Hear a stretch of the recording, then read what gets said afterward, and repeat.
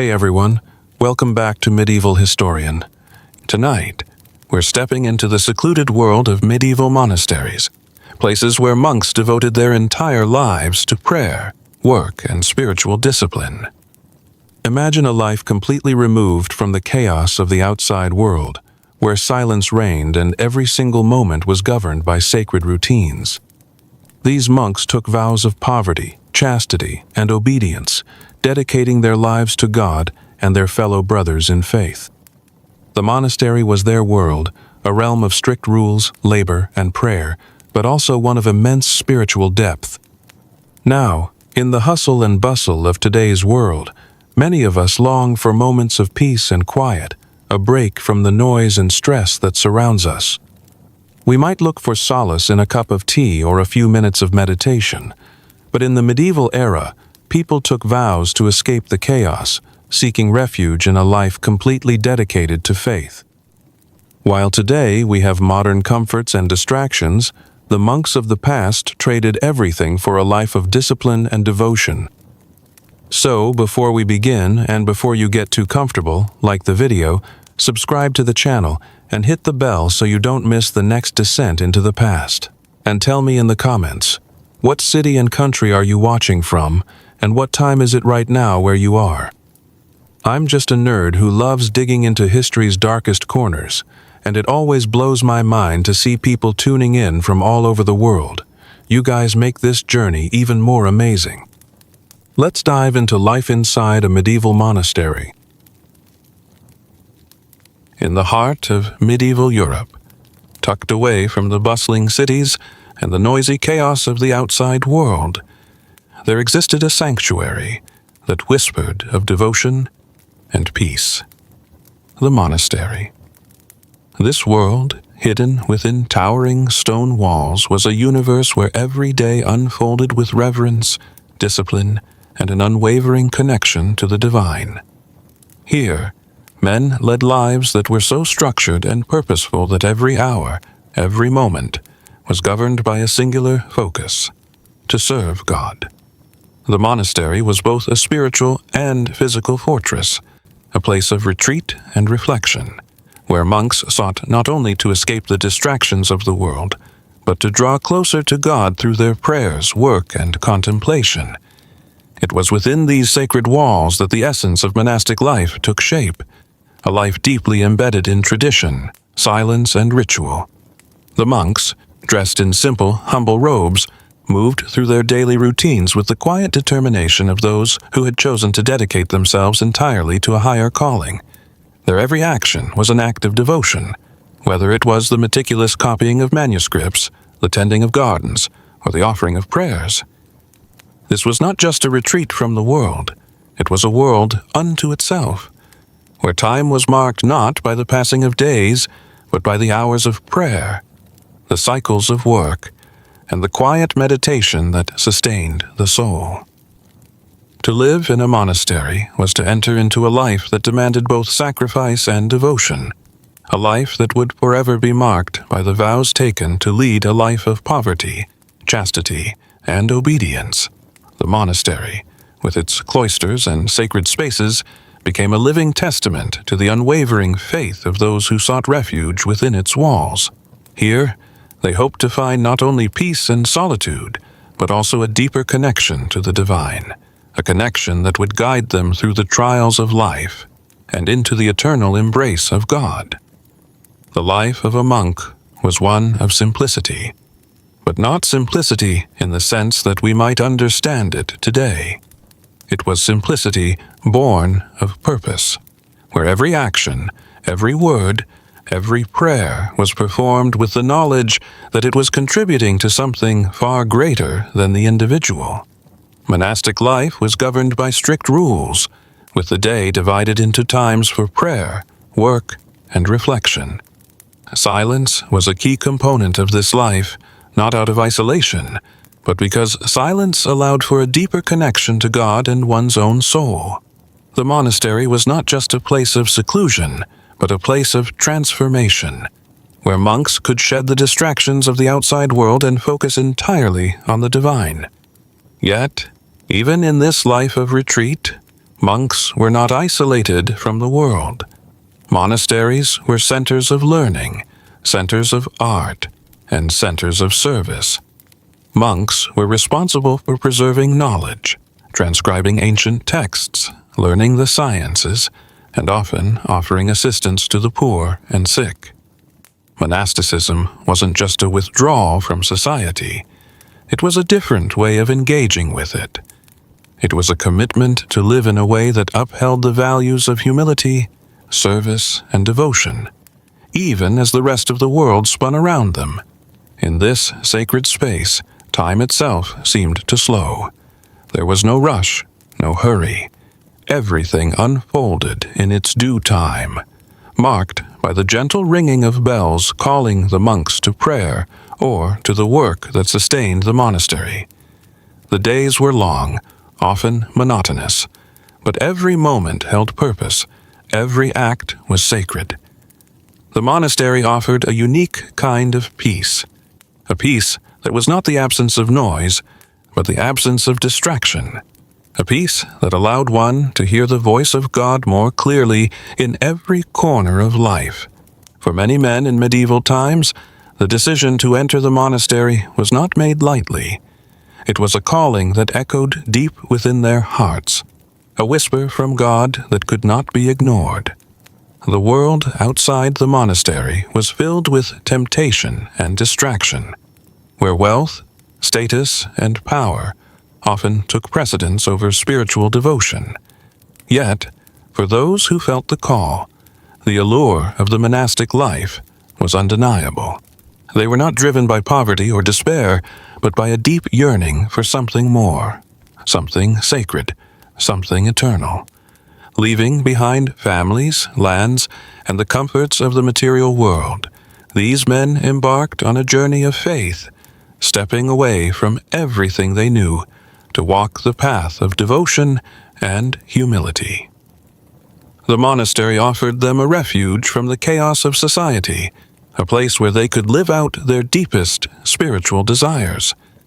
It was here, in this world of silence and ritual, that they could dedicate their lives entirely to God.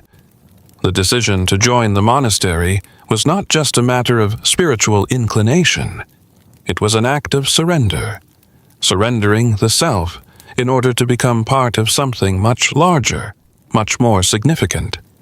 For many, the path to the monastery began in a quiet corner of their hearts, where the pull of God's calling grew stronger with each passing day. Some were influenced by spiritual leaders, others by personal revelations or mystical experiences. Regardless of the origin, the call to the monastery was clear and undeniable. It was not a choice made in haste or out of impulse, but a response to something deeply personal and profound. In answering the call, these men were choosing a life that would demand everything from them, a life that would forever alter their relationship with the world around them. The vows they would take, poverty, chastity, and obedience, were not just rules, but the very framework of their lives.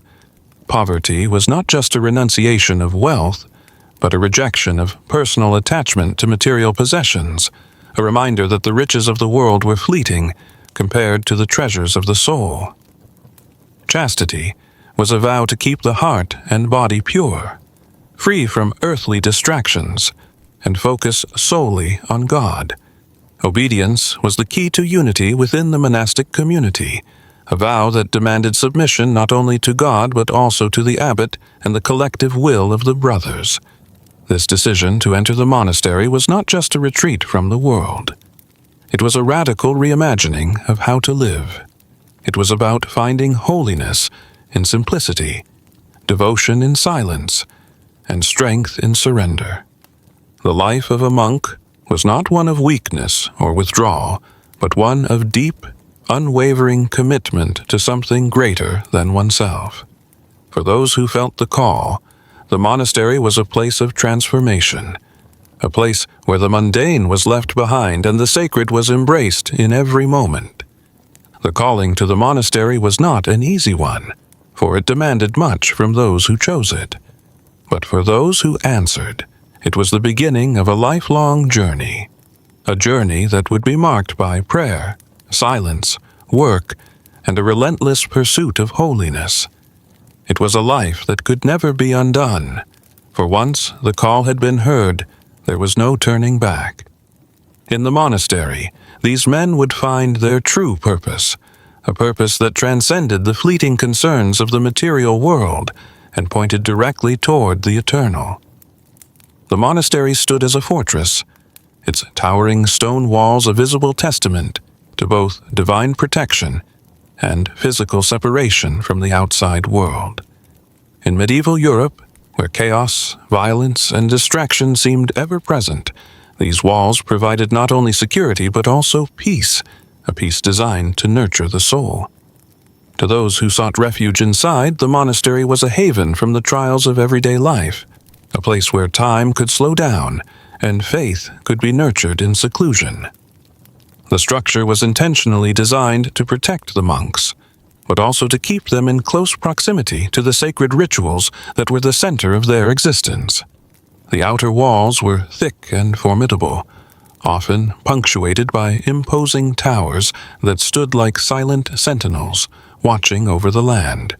Inside, the monastery was an intricate maze of courtyards, gardens, halls, and prayer spaces, all designed to foster a life of contemplation and devotion. The stone was cold to the touch, but within the walls there was warmth in the sense of purpose that the monks lived with every day.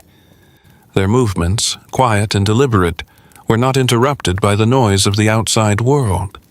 The only sounds that echoed within the walls were those of prayer, work, and the occasional murmur between brothers, all of it focused on a single aim, to serve God. Beyond the outer wall lay the heart of the monastery, its cloisters. Cloisters were often serene, enclosed walkways that connected various parts of the monastery, such as the church, the dining hall, and the scriptorium. Here, monks would walk in silence, deep in thought, reflecting on the spiritual duties of the day. The stone arches that supported the cloisters formed a sense of enclosure that was both comforting and deliberate. They were designed not just as a physical structure, but as a spiritual boundary, reminding the monks that within these walls they were not subject to the distractions or struggles of the outside world. The inner courtyard, often lush with greenery, was a space for both work and reflection. It was here that the monks would tend to gardens filled with medicinal herbs, vegetables, and flowers, symbols of both the divine beauty in nature and the monks' duty to sustain themselves. These gardens were places of peace, where the monks could see the fruits of their labor come to life in the form of blooming flowers or the harvest of crops. To be inside the monastery walls meant to be embraced by an atmosphere of purpose and devotion. It was a life that moved at its own pace, free from the demands and distractions that the outside world constantly pressed upon its people. Within the inner walls stood the grand church, the spiritual center of the monastery. Its imposing structure, made of the same weathered stone as the outer walls, was the focal point of all the monks' work and prayer. The altar was the centerpiece of the church, surrounded by beautiful stained glass windows that depicted scenes of biblical importance. Light streamed through these windows, painting the stone floors with hues of gold, blue, and red, adding an almost ethereal glow to the sacred space. The sounds of Gregorian chants would rise up within the walls, filling the air with a sound that seemed to blend perfectly with the stillness around them. In this sacred space, the monks came together to worship, to reflect, and to seek a closer relationship with the divine. The monastery walls were not just a physical barrier from the outside world, but a sacred boundary that protected the monks' spiritual journey. In this secluded space, the monks were free to focus entirely on their faith, their work, and their devotion, without the weight of worldly concerns pressing upon them. Each stone in the monastery's walls stood as a testament to their commitment to a life dedicated to God. At the heart of the monastery's spiritual life stood the abbot, the leader, guide, and father figure to the monastic community. His role was one of immense responsibility, one that demanded wisdom, compassion, and, above all, a deep connection to God. The abbot was entrusted with not just overseeing the day-to-day operations of the monastery, but also guiding the monks on their spiritual journey. His authority was absolute, and his words were law within the walls of the monastery. Yet, despite his position of power, the abbot was never above the work or the prayers of the monks.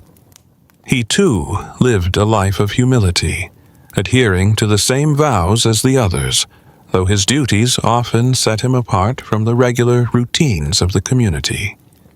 The abbot's leadership was marked by both wisdom and patience. He was a spiritual mentor, offering counsel to the monks, helping them to navigate the inner struggles that arose in their pursuit of holiness. His role was not just to enforce the rules of the monastery, but to cultivate an environment where devotion and peace could thrive. The abbot was the one who would decide when a monk should be assigned to a particular task or when a novice should undergo the trials of initiation. He was also the one who guided the monks through moments of spiritual crisis, offering prayers and meditations to help them find peace. While the abbot's position carried great authority, it was also one of immense service. He was, in many ways, a shepherd to his flock, ensuring that each monk under his care was nurtured both spiritually and physically. He made sure that the monastery was properly maintained, that the community's needs were met, and that the monks had the resources they needed to carry out their sacred work. Yet, despite the demands of leadership, the abbot's ultimate calling remained one of humility and devotion to God. His life was a balance of authority and service, leadership and spiritual guidance, a reflection of the very values that the monks sought to embody in their own lives. The abbot's influence stretched beyond the monastery as well. He was often the face of the monastic community to the outside world, interacting with local rulers, bishops, and the surrounding community. The abbot's diplomatic skill was important in maintaining the monastery's connections with the wider world, securing resources and establishing alliances that would benefit the community. However, despite the worldly affairs that required his attention, the abbot's true focus remained on the spiritual well-being of the monks and the continued growth of the community in faith. The abbot's role, though filled with responsibility, was ultimately about leading the community with humility, guiding the monks toward holiness, and creating a space where devotion could flourish. He was both a servant and a leader, a spiritual guide and a man of deep faith. Under his guidance, the monks would seek to follow the example set by their abbot, living lives dedicated to God and serving the greater good of the monastic community. The foundation of monastic life rests upon 3 sacred vows: poverty, chastity, and obedience. These vows are not mere rules to be followed, but the very pillars upon which a monk's life is built. To live a monastic life is to embrace these vows fully, to surrender to God and to the monastic community in a way that transcends the material world and embraces the spiritual. The vow of poverty calls upon the monk to relinquish any claim to personal wealth or possessions. It is not just a rejection of material goods, but a profound reminder that the true riches of life are found not in gold or land, but in the service of God. For a monk, living in poverty means living a life where the pursuit of wealth is replaced with the pursuit of spiritual enrichment. The vow of chastity, too, is central to the monk's life. It is a vow of purity, of devotion to God that requires the monk to forsake earthly desires, including romantic love and family life. This vow is not about repression, but about freedom, the freedom to devote oneself entirely to God without distraction. By surrendering the pleasures and attachments of the flesh, the monk seeks a deeper connection with the divine. The vow of chastity is a radical act of devotion, a commitment to live not for oneself, but for the service of God and the community. Perhaps the most challenging of all the vows is the vow of obedience. In a world that prizes individualism and autonomy, obedience can seem foreign. Yet, for the monk, obedience is the key to unity and harmony within the monastery. By submitting to the authority of the abbot and the rules of the community, the monk steps out of the realm of personal desire and into a life of collective devotion. Obedience does not mean blind submission, but a willing acceptance of the guidance and wisdom that comes from living in a community dedicated to God. The abbot, in turn, is responsible for guiding the monks, ensuring they live in accordance with these vows and remain focused on their spiritual journeys. The monastic vows are not mere words spoken at the time of initiation. They are a continuous commitment, an ever-present reminder of the monk's purpose in life. Through poverty, chastity, and obedience, the monk finds a deep sense of fulfillment, one that is rooted in spiritual peace rather than in worldly success. These vows are the foundation of the monastic community, for they create a space where the monks can live out their faith in total dedication to God. In their simplicity, these vows carry profound spiritual significance, transforming the lives of those who embrace them. In the daily routine of monastic life, these vows are lived out in every action, from the humblest task to the most sacred prayer. The monk, clothed in the habit that symbolizes these vows, goes about his work not with the intention of personal gain or recognition, but with the sole aim of serving God and his community. Through prayer, work, and devotion, the monk upholds his vows, continually deepening his relationship with the divine. These three vows, poverty, chastity, and obedience, are not burdens to bear, but gifts to be embraced. They are a way of living that brings the monk closer to the divine, allowing him to find peace and purpose in a world that often seems lost in material distractions. In embracing these vows, the monk not only transforms his own life, but also contributes to the greater purpose of the monastic community, building a place where God is honored above all else. The life of a monk is defined by a strict routine that is deeply intertwined with prayer, work, and contemplation. From the moment the first light of dawn breaks across the sky, the monk's day is already set in motion by the call to prayer. The day begins early, with the ringing of the bells summoning the community to the first prayers of the day, matins. This is a time of solemnity and devotion, where the monks gather together to offer praises to God and seek his guidance. For the monk, the act of prayer is not just a ritual, it is the foundation of his entire day. Every moment of the day is infused with a sense of divine purpose, a purpose that begins with the morning prayer and carries through every task, no matter how small. Following the early morning prayers, the monks engage in a period of work.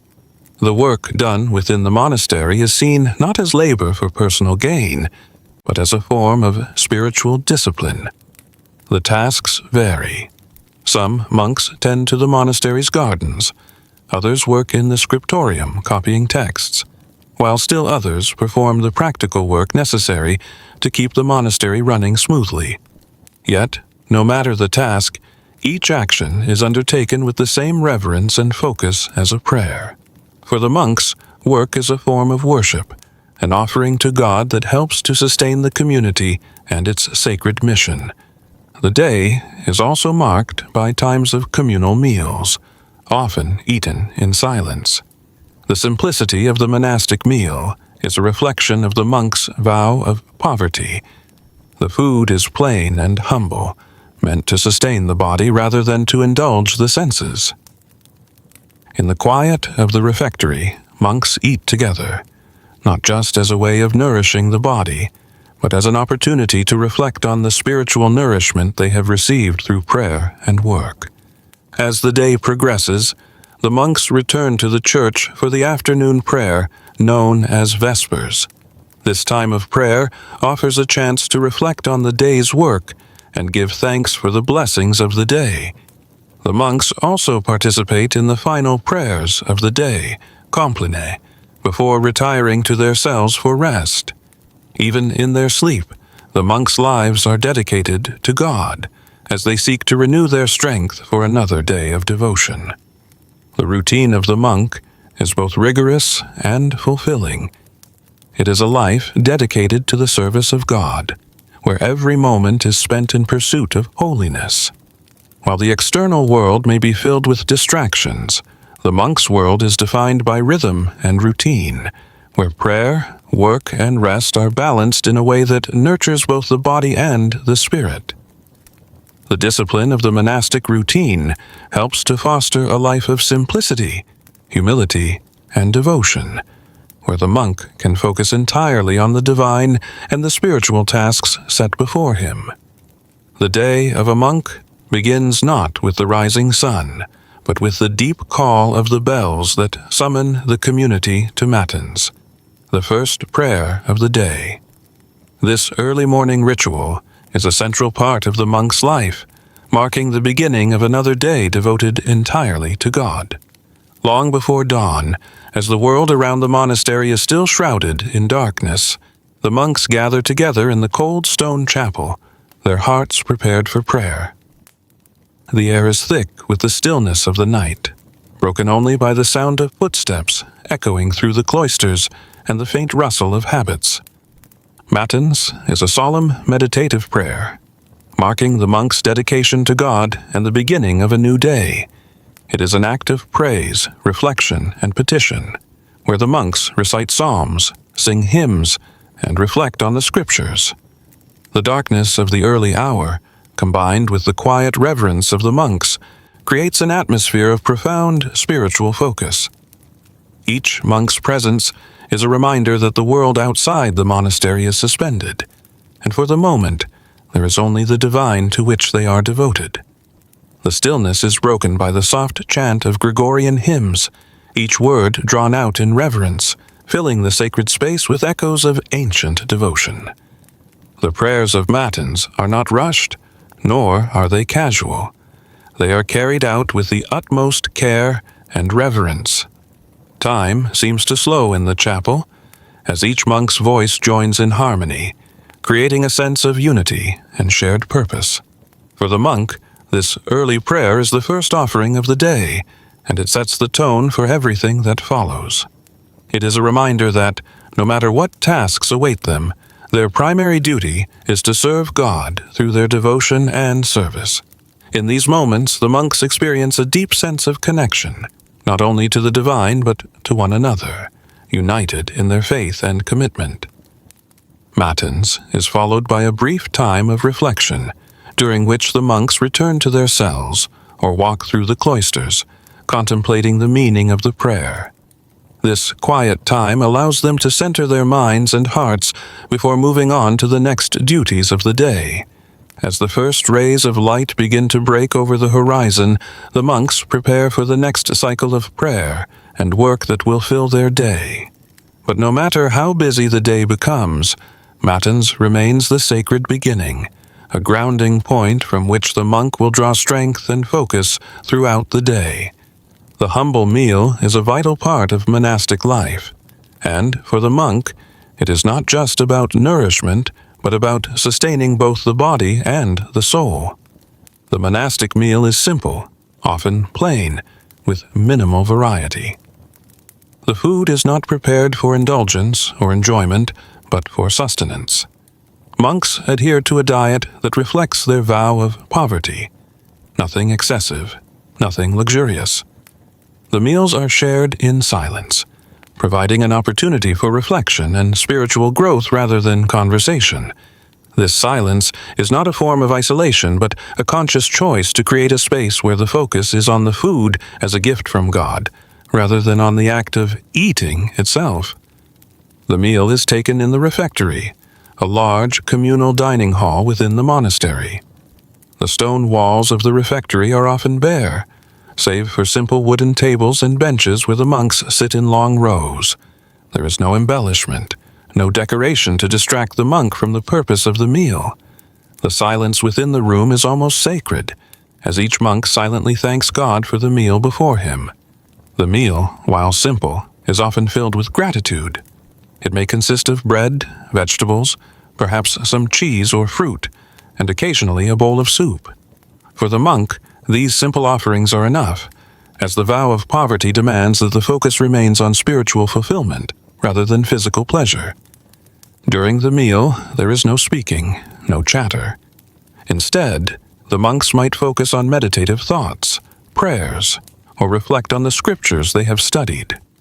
The quiet of the refectory creates an atmosphere of mindfulness, allowing the monk to give thanks for the nourishment he receives, not just physically, but spiritually as well.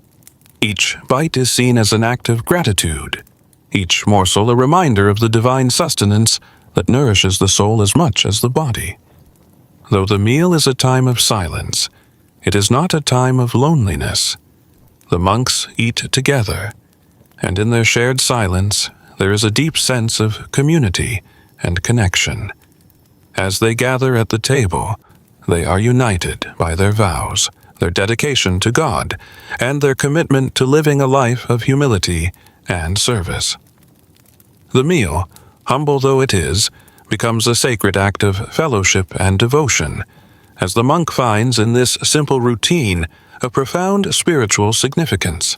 After the meal, the monks return to their work, their duties, and their prayers, but they do so with a sense of contentment and peace, knowing that their needs have been met and their souls nourished through the grace of God. The simplicity of the meal, its silence, and its solemnity embody the core of monastic life, focused, humble, and ever devoted to the divine. In the quiet corners of the monastery lies the scriptorium, a sacred space where monks engage in the laborious and reverent task of copying manuscripts. It is here that the knowledge of the ancient world is preserved, safeguarded, and passed down to future generations. The scriptorium is a place where silence reigns, as the monks sit at their desks, quills in hand, focused on transcribing the Holy Scriptures and other important texts. The process is slow, deliberate, and meticulous, for each letter written is not just a mark on parchment, but a spiritual act, a prayer that connects the monk to the wisdom of the past and to the divine. The scriptorium is more than just a room. It is a center of intellectual activity, where the monks are engaged in an act of creation. The written word holds great power in the medieval world, and the monks, through their painstaking work, ensure that the wisdom of the Bible and the writings of the Church Fathers are preserved for posterity. Each manuscript copied by the monks is a treasure, a physical embodiment of faith and knowledge. The act of copying is considered sacred, for it is through this labor that the monk participates in the transmission of God's Word. Within the scriptorium, the monks work in a peaceful rhythm. The sound of quills scratching on parchment fills the room, accompanied by the soft rustle of pages being turned. The atmosphere is one of reverence and focus, as the monks ensure that each letter is perfectly formed, each word correctly written. There is no room for haste. The work demands patience and precision. Some monks copy Holy Scriptures, while others may transcribe theological texts or works of philosophy, contributing to the intellectual life of the monastery. The knowledge preserved in these manuscripts is not just for the monks themselves, but is meant to be shared with the wider world, to spread wisdom and enlightenment to those who are fortunate enough to have access to the sacred writings. The scriptorium also serves as a space for reflection and study. As the monks write, they often meditate on the meaning of the words they transcribe, reflecting on their deeper spiritual significance. It is in these moments that the monk is most connected to the divine, for each word is seen as a revelation, a message from God that demands careful thought and devotion. The monk's role as a scribe is not just to copy words, but to interpret them, to engage in a dialogue with the texts, and to seek out their deeper truths. Through this process, the monk becomes not just a writer, but a scholar, a custodian of knowledge, a servant of God. In the world beyond the monastery, literacy is rare, and books are precious commodities. The work done in the scriptorium is vital to the preservation of knowledge and the continuation of the Church's mission. Without the monks, much of the wisdom of the past would be lost to time. The scriptorium is, therefore, a place of profound importance, where the monks perform an essential service not only to the monastery, but to society at large. Their work ensures that the light of knowledge continues to shine, even in the darkest times. In addition to prayer and study, manual labor forms an essential part of the monastic life. For the monks, work is not just a way to sustain themselves, but a means of spiritual growth. The tasks they perform, whether in the garden, the fields, or the monastery itself, are seen as acts of devotion and service to God.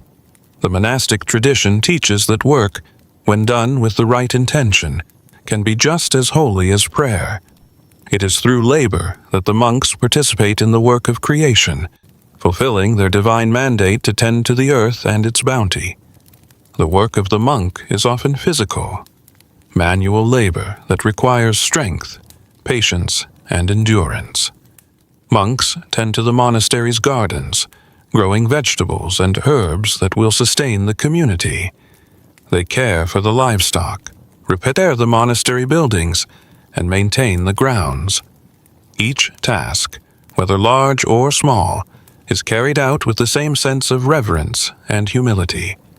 The monks understand that their work is not merely for their own benefit, but for the service of God and the community.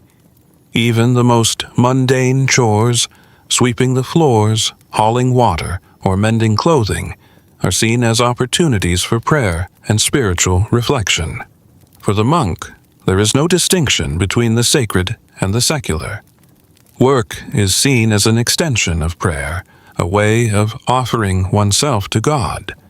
The rhythm of labor complements the rhythm of prayer, creating a balanced life that integrates work, rest, and devotion. By performing manual labor, the monks reject the distractions of the outside world and focus entirely on the task at hand, finding a deep sense of purpose in their work. Whether they are planting crops or repairing the roof of the monastery, their work becomes an offering to God, a way of embodying their faith in action. The monastic emphasis on manual labor also serves a practical purpose. Monasteries were self-sustaining communities, relying on their own labor to meet their needs. The monks grew their own food, made their own clothes, and built their own buildings. They were skilled in a variety of trades, including farming, carpentry, and brewing, and their work helped the monastery thrive. Through their labor, the monks built not only their spiritual lives, but the very infrastructure of their community. They lived simply, with minimal reliance on the outside world, and their work was a reflection of their commitment to a life of humility and service.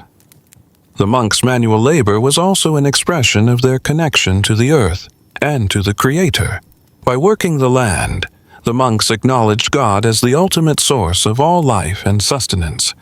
Their work in the fields, the gardens, and the workshops was a form of stewardship, a way of caring for the gifts God had entrusted to them. Through this labor, the monks found a deeper sense of purpose, and their lives became a testament to the sanctity of work and the importance of serving God in all things. One of the defining characteristics of monastic life is the cloister, the enclosed space within the monastery that symbolizes the separation of the monks from the outside world. It is within this sacred, self-contained space that the monks live, work, and pray, and it serves as a physical and spiritual barrier between the monk and the distractions of the secular world. The cloistered life is about more than just physical separation. It is a deliberate choice to withdraw from the noise and chaos of everyday life in order to focus entirely on God. The cloister, with its peaceful gardens, quiet walkways, and secluded spaces, is designed to be a place of reflection, contemplation, and solitude. Here, the monks can meditate on the scriptures, pray in silence, and engage in spiritual practices without the interference of outside distractions.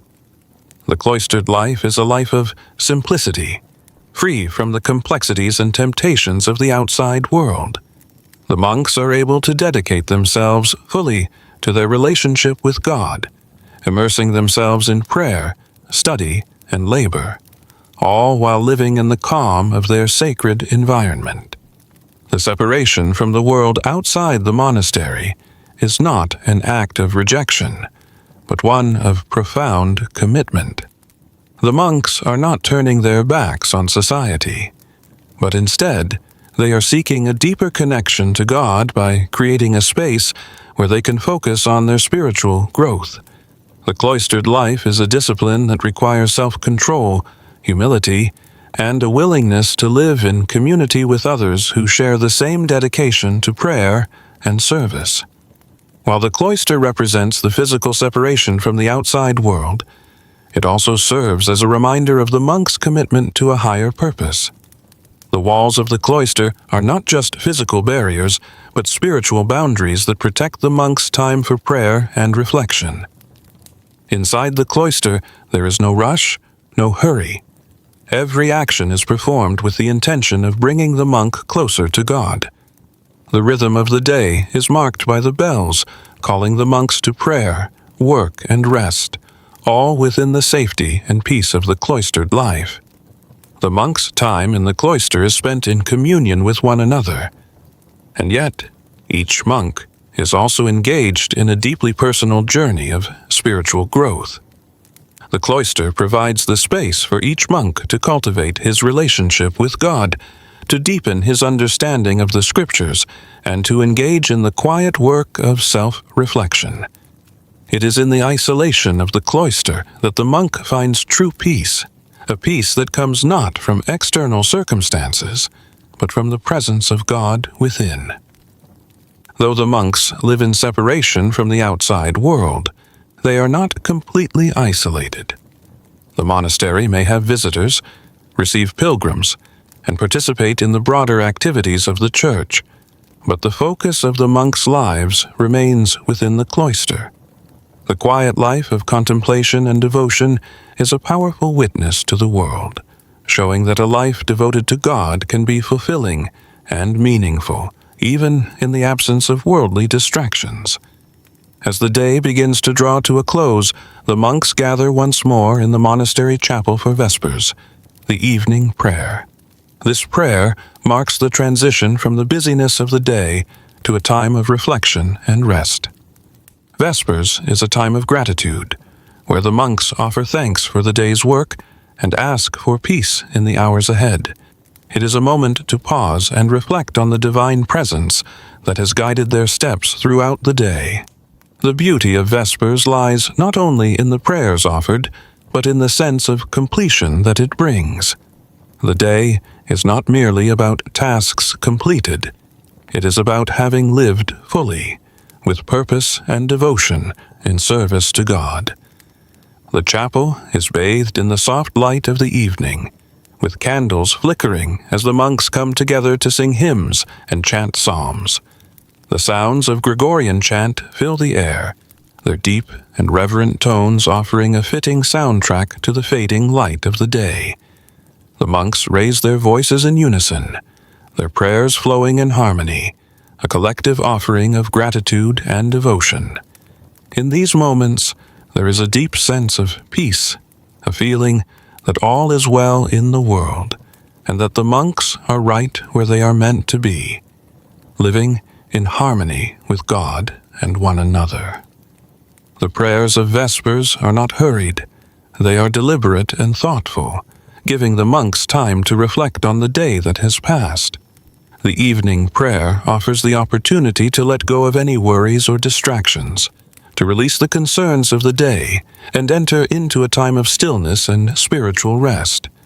It is during Vespers that the monk is reminded of the importance of balance in life: prayer, work, rest, and reflection.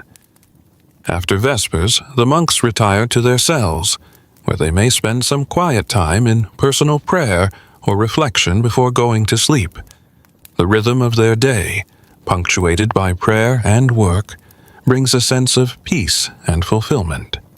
As they lay down to rest, they do so with the knowledge that they have lived their day in service to God, with every action grounded in devotion.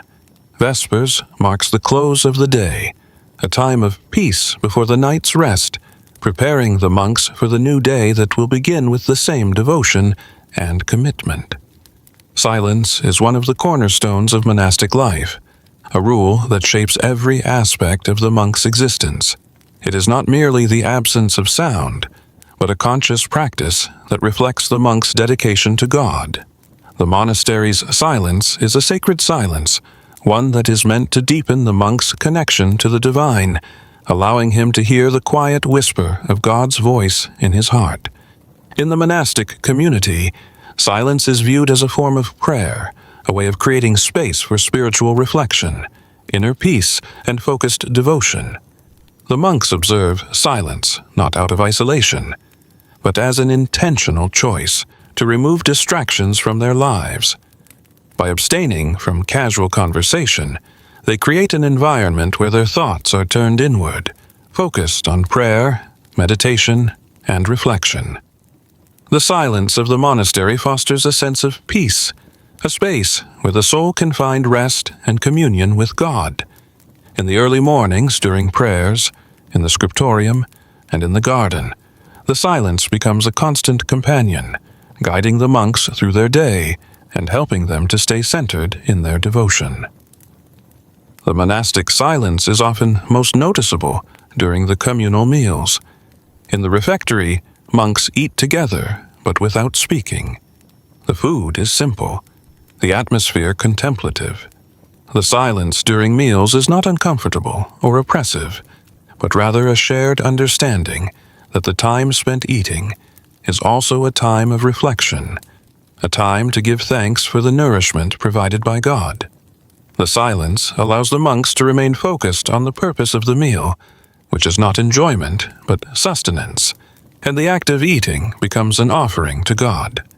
Silence extends beyond communal meals and prayer times. It is practiced during work and daily tasks as well. In the scriptorium, monks write in quiet concentration, their minds focused on the sacred texts they are copying. In the garden, monks tend to the plants in complete silence, each action imbued with purpose. The silence creates a profound unity among the monks, even though they may be working alone. It is a shared experience, a commitment to living a life of quiet devotion. The strict observance of silence does not mean that monks do not communicate. They have developed a system of communication through gestures and written notes. In moments when communication is necessary, the monks will use these methods, ensuring that silence is respected. However, even when they communicate, it is done with thoughtfulness and intention, avoiding unnecessary words or distractions. For the monk, silence is not a void, but a presence. It is a space where God can speak to him in the depths of his heart. Through silence, the monk can listen more deeply to the scriptures, hear the call of God, and grow in his spiritual life. The silence of the monastery is a sacred space that transforms every action into an offering, a moment of connection to the divine. It is in the silence that the monk finds peace, clarity, and purpose, and through it, he strengthens his relationship with God. The habit worn by the monks is more than just clothing. It is a symbol of their devotion, humility, and commitment to the monastic life. The simple, humble robe is a constant reminder of the monk's vows of poverty, chastity, and obedience. Made of plain cloth, typically in shades of brown or black, the habit reflects the monk's rejection of worldly luxuries and his desire to live a life of simplicity and purity.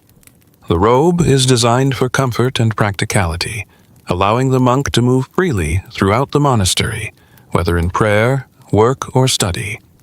The habit is also a visible sign of the monk's belonging to the monastic community. It serves as a mark of identity, distinguishing the monk from the secular world and identifying him as a servant of God. When a monk dons his habit, he is not only putting on a garment, but assuming his role within the community. The habit becomes an outward manifestation of his inward commitment to a life of service, devotion, and spiritual discipline. In addition to the robe, monks often wear a scapular, a simple piece of cloth that hangs from the shoulders and covers the chest and back. This piece of clothing serves both practical and symbolic purposes. It offers additional protection from the elements, particularly when the monks work outdoors in the garden or fields. Symbolically, the scapular represents the monk's dedication to the monastic rule and his submission to the authority of the abbot and the community. The habit, while simple, is a powerful symbol of the monk's inner transformation. It marks his separation from the distractions and temptations of the outside world and his dedication to a higher purpose. By wearing the habit, the monk becomes part of something greater than himself. He becomes a member of the monastic community, bound by shared vows and a common mission. The habit is a visible reminder of the monk's spiritual journey, one that is focused on God and lived in service to others. While the habit may seem plain, it is a garment that holds deep significance. It represents the monk's rejection of worldly desires and his commitment to a life of prayer, work, and humility. Through the habit, the monk is reminded daily of his vows and his purpose in life. The simplicity of the habit stands in stark contrast to the ornate clothing worn by secular society, and in that simplicity, the monk finds true freedom, the freedom to serve God and live a life dedicated to spiritual growth. Although monasticism is most often associated with male communities, women also played a significant and revered role in the religious life of the medieval period.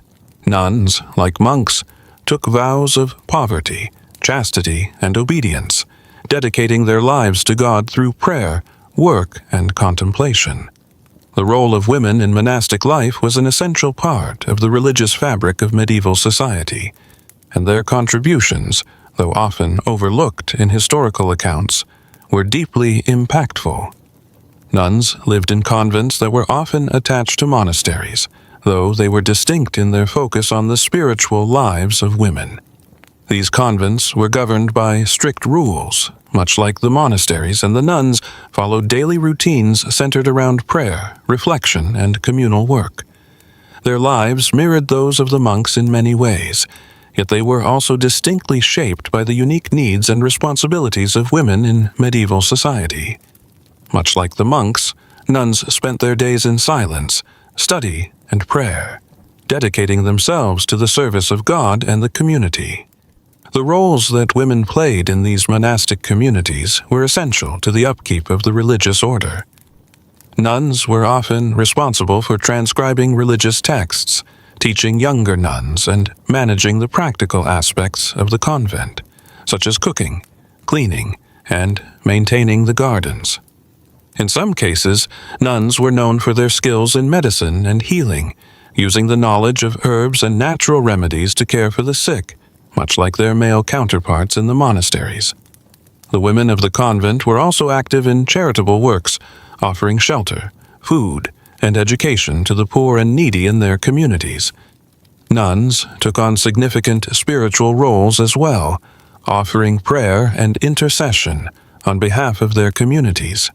Many convents were known for their dedication to particular saints or religious practices, and nuns often served as spiritual leaders within their communities.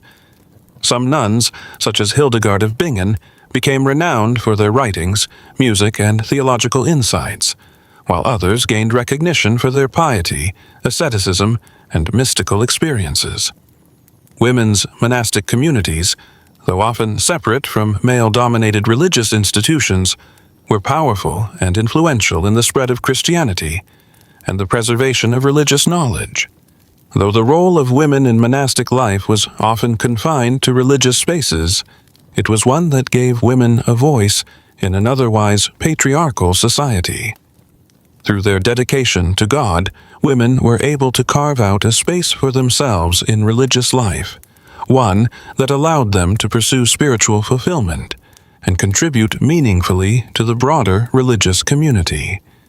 The convents became sanctuaries for women seeking a life of devotion, a life that provided them with autonomy and purpose, even in an era when women's roles were often limited in other spheres of society. In addition to their roles as scholars and laborers, monks were also known for their musical abilities, particularly in the form of Gregorian chant. The choir was an essential part of the monastery's religious life, as the monks would gather daily to sing the psalms and hymns that formed the foundation of their worship. Music in the monastic tradition was seen as a form of prayer, and the monks' chanting was thought to elevate the soul and draw the worshipper closer to God.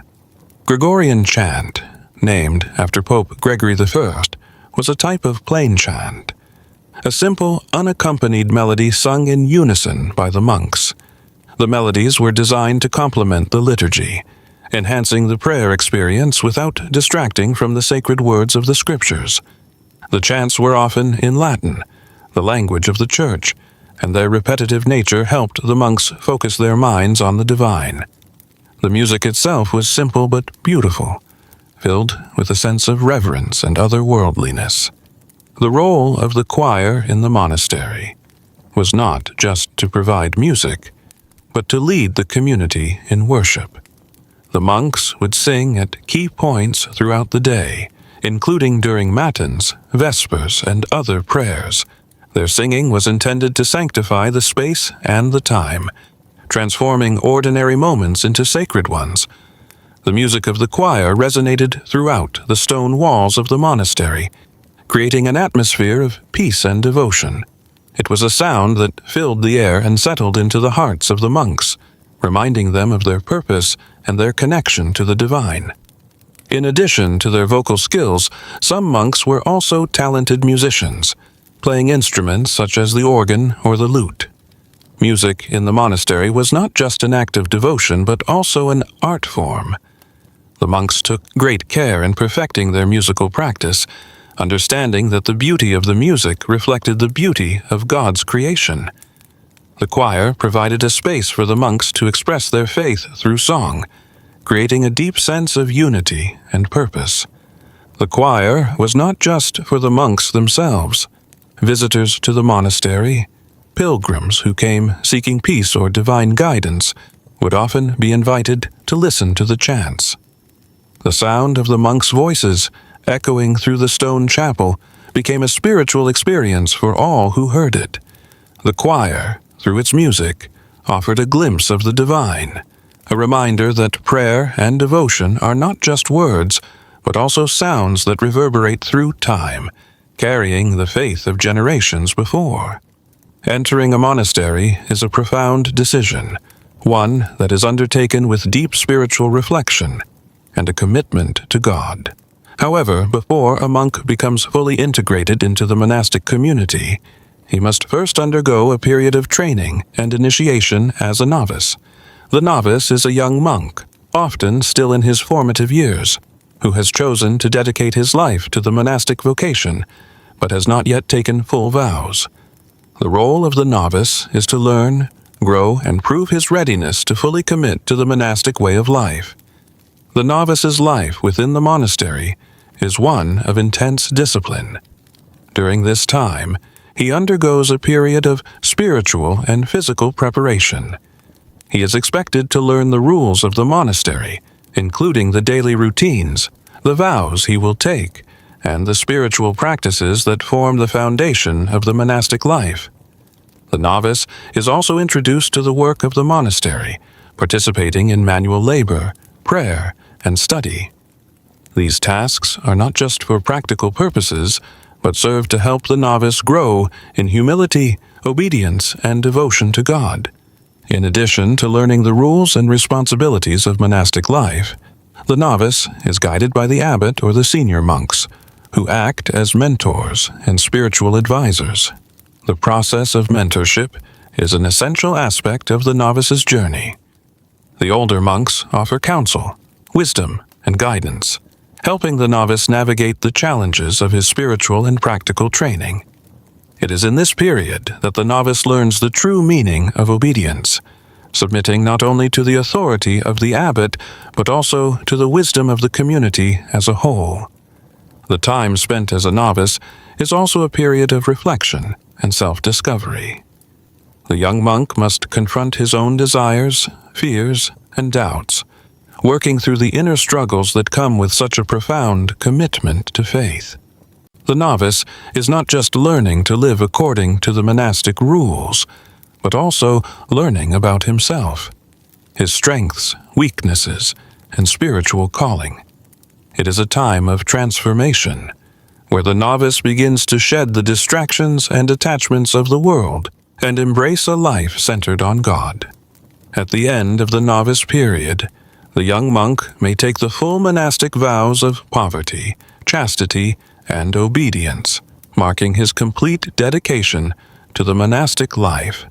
This transition from novice to full monk is a momentous occasion, as the novice is no longer simply learning the ways of the monastery, but is now fully immersed in the life of prayer, work, and spiritual devotion.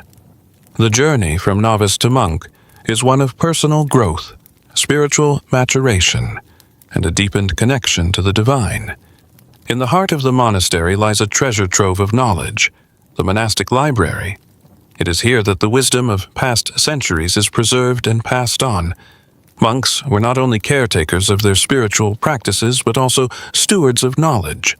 The monastic library was one of the primary sources of learning and intellectual growth during the medieval period, and it served as a center for the preservation of both religious and secular texts.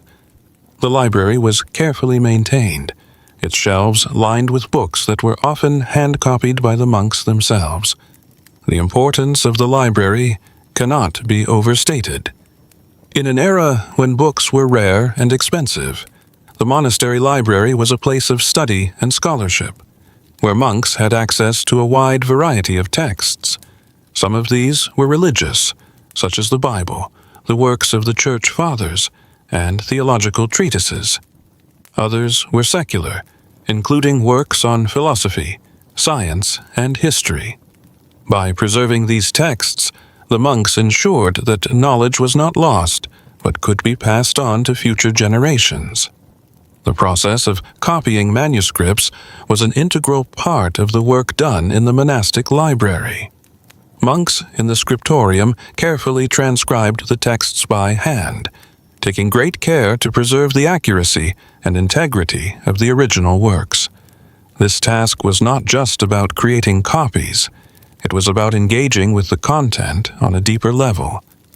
As the monks transcribed, they often meditated on the meaning of the words, contemplating their spiritual significance. This deep engagement with the texts allowed the monks to internalize the knowledge they were preserving, making the work both an intellectual and a spiritual practice. The library was not only a place of learning, but also a place of quiet contemplation. Monks would often spend hours in the library, reading and reflecting on the texts they encountered. The silence of the library created an environment conducive to deep thought and spiritual reflection. It was a space where the monk could engage with the ideas of past thinkers, connect with the wisdom of the ages, and enrich his own spiritual life. The preservation of knowledge in the monastic library was a sacred duty. The monks understood that they were not just copying words, but preserving the very essence of human thought, culture, and faith. The library became a center of intellectual life, where knowledge was not only protected, but also nurtured. Through their dedication to the library and its contents, the monks contributed to the cultural and intellectual development of the Middle Ages, ensuring that knowledge would continue to flourish even in times of uncertainty. At the heart of monastic life lies the practice of prayer and meditation, a constant rhythm that defines the daily existence of the monk. Prayer is not only a moment of communication with God, but the very foundation upon which the monk's life is built. The monks engage in regular, structured prayers throughout the day, each prayer designed to bring them closer to the divine and guide their hearts towards holiness. The prayers are often taken from the Psalms and other biblical texts, recited in Latin and performed in unison with their fellow monks. Prayer is a communal activity, one that unites the monks in their shared devotion to God. It is an essential aspect of their daily routine and takes place at specific times, marked by the tolling of the monastery's bells. From Matins, the first prayer of the day, to Vespers, the evening prayer, the monks gather to pray, either individually or in group settings. The communal nature of prayer strengthens the bond between the monks, creating a sense of unity and shared purpose. In addition to formal prayers, monks also spend time in silent meditation, where they reflect deeply on the scriptures, their own thoughts, and their relationship with God. These moments of solitude and reflection are seen as just as important as communal prayers, for they allow the monk to engage in personal dialogue with God. Meditation provides the space for the monk to listen quietly for divine inspiration, to reflect on his life and his spiritual journey, and to gain insights into the mysteries of faith. It is during these quiet moments that the monk can confront his inner struggles, seek clarity, and deepen his connection with God. For the monk, prayer and meditation are not simply religious obligations, they are the essence of his spiritual life. The hours spent in prayer provide the monk with a sense of peace, guiding him through the challenges of daily life. The words of the prayers, often repeated daily, become a source of comfort and strength. Through prayer, the monk opens himself to God's grace, allowing his life to be transformed by the divine presence. Meditation, on the other hand, allows him to reflect on his actions, to examine his conscience, and to cultivate a spirit of humility and devotion. Prayer and meditation also shape the monk's understanding of the world. By dedicating time each day to focus on God and the teachings of the Church, the monk learns to see the world through a spiritual lens. This perspective allows the monk to live a life of service, love, and compassion. He becomes more attuned to the needs of others and the world around him, offering his prayers not only for himself, but for the well-being of the entire world. Ultimately, the life of prayer and meditation is what sustains the monk spiritually. It is through these practices that he draws closer to God, finds peace in times of turmoil, and strengthens his faith. Prayer and meditation are more than just rituals. They are a way of life, a path that leads the monk to a deeper understanding of his purpose in the world and his relationship with the divine. The divine office, also known as the Liturgy of the Hours, is a key structure in the life of a monk, guiding the rhythm of the day with periods dedicated to prayer and worship. It is a way for the monks to sanctify each part of their day, turning ordinary moments into sacred ones. The divine office consists of a series of prayers and psalms that are recited at set times throughout the day, with each hour devoted to praising God and seeking His guidance. These prayers are a way for the monks to remain in constant communion with God, even in the midst of their daily work. The divine office is divided into different hours, each with its own purpose and significance. The main hours are Matins, the first prayer of the day; Lauds, the morning prayer; Terce, Sext, and None; mid-morning, midday, and mid-afternoon prayers; Vespers, the evening prayer; and Compline, the final prayer before sleep. Each of these prayers is designed to mark a specific part of the day, allowing the monks to set aside time for God and to realign their focus on their spiritual lives.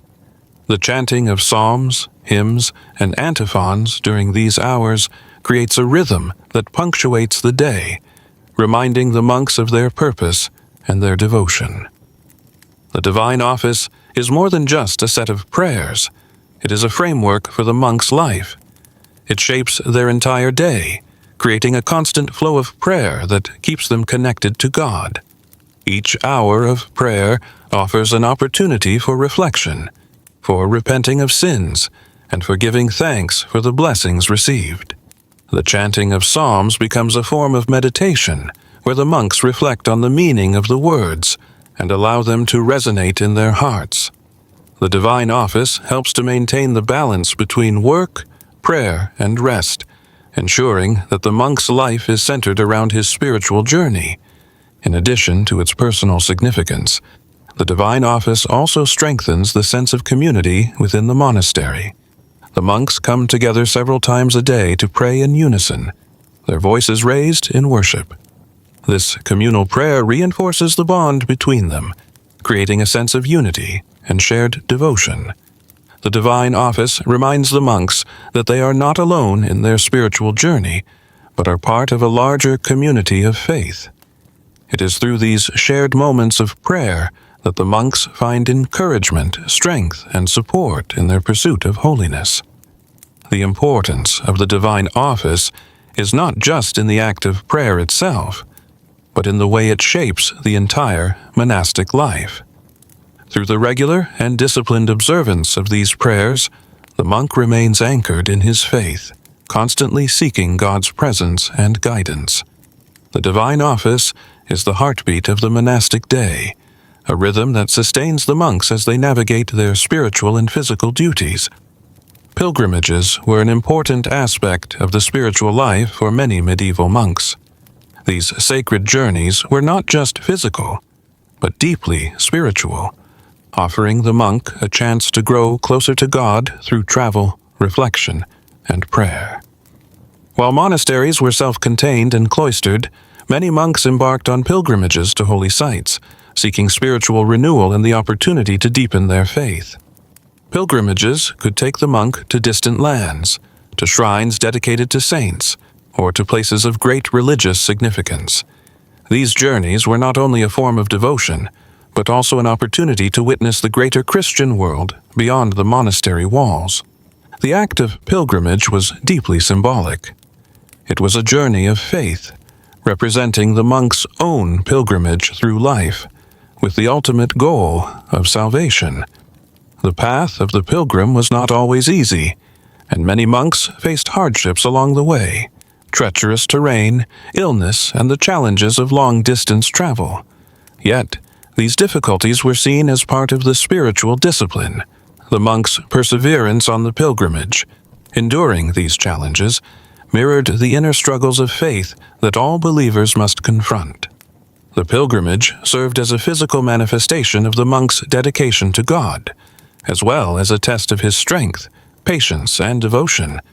For monks, the pilgrimage was an opportunity to visit holy relics, to pray at the tombs of saints, and to experience the places where significant events in Christian history took place. These holy sites were seen as places of divine grace, where the monk could find spiritual healing, blessings, and strength. In visiting these sacred locations, the monk connected not just with the past, but with the larger Christian community. The pilgrimage became a way to unite the monk with other pilgrims and with the broader church, strengthening his sense of connection to the divine and to fellow believers. Pilgrimages also offered monks the opportunity to reflect on their own spiritual journeys. The journey itself became a metaphor for the pilgrimage of life. Each step forward a movement closer to God, each hardship endured a means of spiritual growth. Many monks would use the time on pilgrimage to reflect deeply on their vows and their commitment to monastic life. The journey provided a break from the daily routine of the monastery, allowing the monk to find spiritual renewal and clarity. It was a time for personal prayer, quiet reflection, and a reconnection with the sacred. Though monks generally lived in seclusion, their pilgrimages helped to connect them with the broader Christian world, allowing them to be part of a larger global community of believers. These spiritual journeys were not just acts of devotion, but ways to affirm the monk's commitment to a life of faith, service, and pilgrimage toward salvation. Despite the serene atmosphere of monastic life, the monastery was not free from conflict. Tensions could arise between the monks themselves, or between the monks and the leadership of the monastery. The intense focus on spiritual growth The strict adherence to the monastic rules and the closeness of life in a shared community sometimes led to friction. However, conflict was viewed not as something to be avoided, but as a challenge to spiritual growth, a trial that could strengthen the community if handled with patience and discipline. The primary mechanism for resolving conflicts within the monastery was the discipline set forth by the rule of Saint Benedict, which governed the daily life of the monks. The rule provided clear guidelines for behavior and conduct, helping to maintain peace and order within the community. The abbot, as the spiritual leader of the monastery, was responsible for ensuring that the rule was followed. If conflict arose between monks, it was the abbot's duty to intervene and mediate the situation, offering counsel and guidance to restore harmony. Discipline within the monastery was not about punishment, but about maintaining the integrity of the monastic life. When a monk deviated from the rules, whether through a lapse in obedience, failure to meet the expectations of the community, or misconduct, corrective action was taken. This could range from private admonishment to more public forms of discipline, depending on the severity of the issue. The goal of discipline was always to restore the monk's spiritual well-being and ensure that the community remained united in faith and purpose. While discipline was strict, it was also compassionate. The monks were encouraged to view conflict and correction as opportunities for personal growth. The emphasis was on forgiveness, humility, and repentance. If a monk was found to have erred, he was given the opportunity to reflect on his actions, seek reconciliation with his fellow monks, and return to the path of spiritual devotion. The monastery, in many ways, was a place of constant self-examination and transformation, where the monk could work through his flaws and grow closer to God. Though conflict could challenge the peace of the monastery, it was ultimately seen as a means of strengthening the bonds of brotherhood. By working through their differences, the monks learned patience, tolerance, and the value of community. The discipline of the monastery created a structure in which conflict was not feared, but faced with humility and love, fostering a deeper sense of unity and spiritual growth. Monasteries were often built in tranquil, secluded locations, surrounded by lush gardens and serene landscapes. These gardens were not just ornamental. They played a vital role in the monastic way of life. They were places of work, contemplation, and spiritual growth. For the monks, tending to the gardens was not simply about growing food or beautifying the space. It was a deeply spiritual act. The act of cultivating the earth, planting seeds, and nurturing the plants was seen as a way of participating in the work of creation, a form of prayer in motion that connected the monks to God's divine handiwork. Monastic gardens typically included a variety of plants, many of which were used for medicinal purposes. Monks grew herbs like rosemary, sage, and lavender, which they used for both healing and practical purposes. The gardens also provided food for the monks, vegetables, fruits, and grains, ensuring the monastery's self-sufficiency. The monks took great care in maintaining the gardens, treating the plants with reverence and respect, understanding that their work was not just for personal benefit, but as an offering to God. The gardens were often organized into neat, orderly rows, reflecting the monks' commitment to structure, discipline, and harmony. Beyond their practical uses, the gardens also provided a space for quiet reflection and spiritual contemplation. The peaceful surroundings, with the scent of flowers and herbs in the air, allowed the monks to step away from the daily routines of work and prayer and find moments of stillness in nature. Walking through the garden, surrounded by the beauty of God's creation, was a meditative experience that allowed the monks to connect with the divine in a unique and intimate way.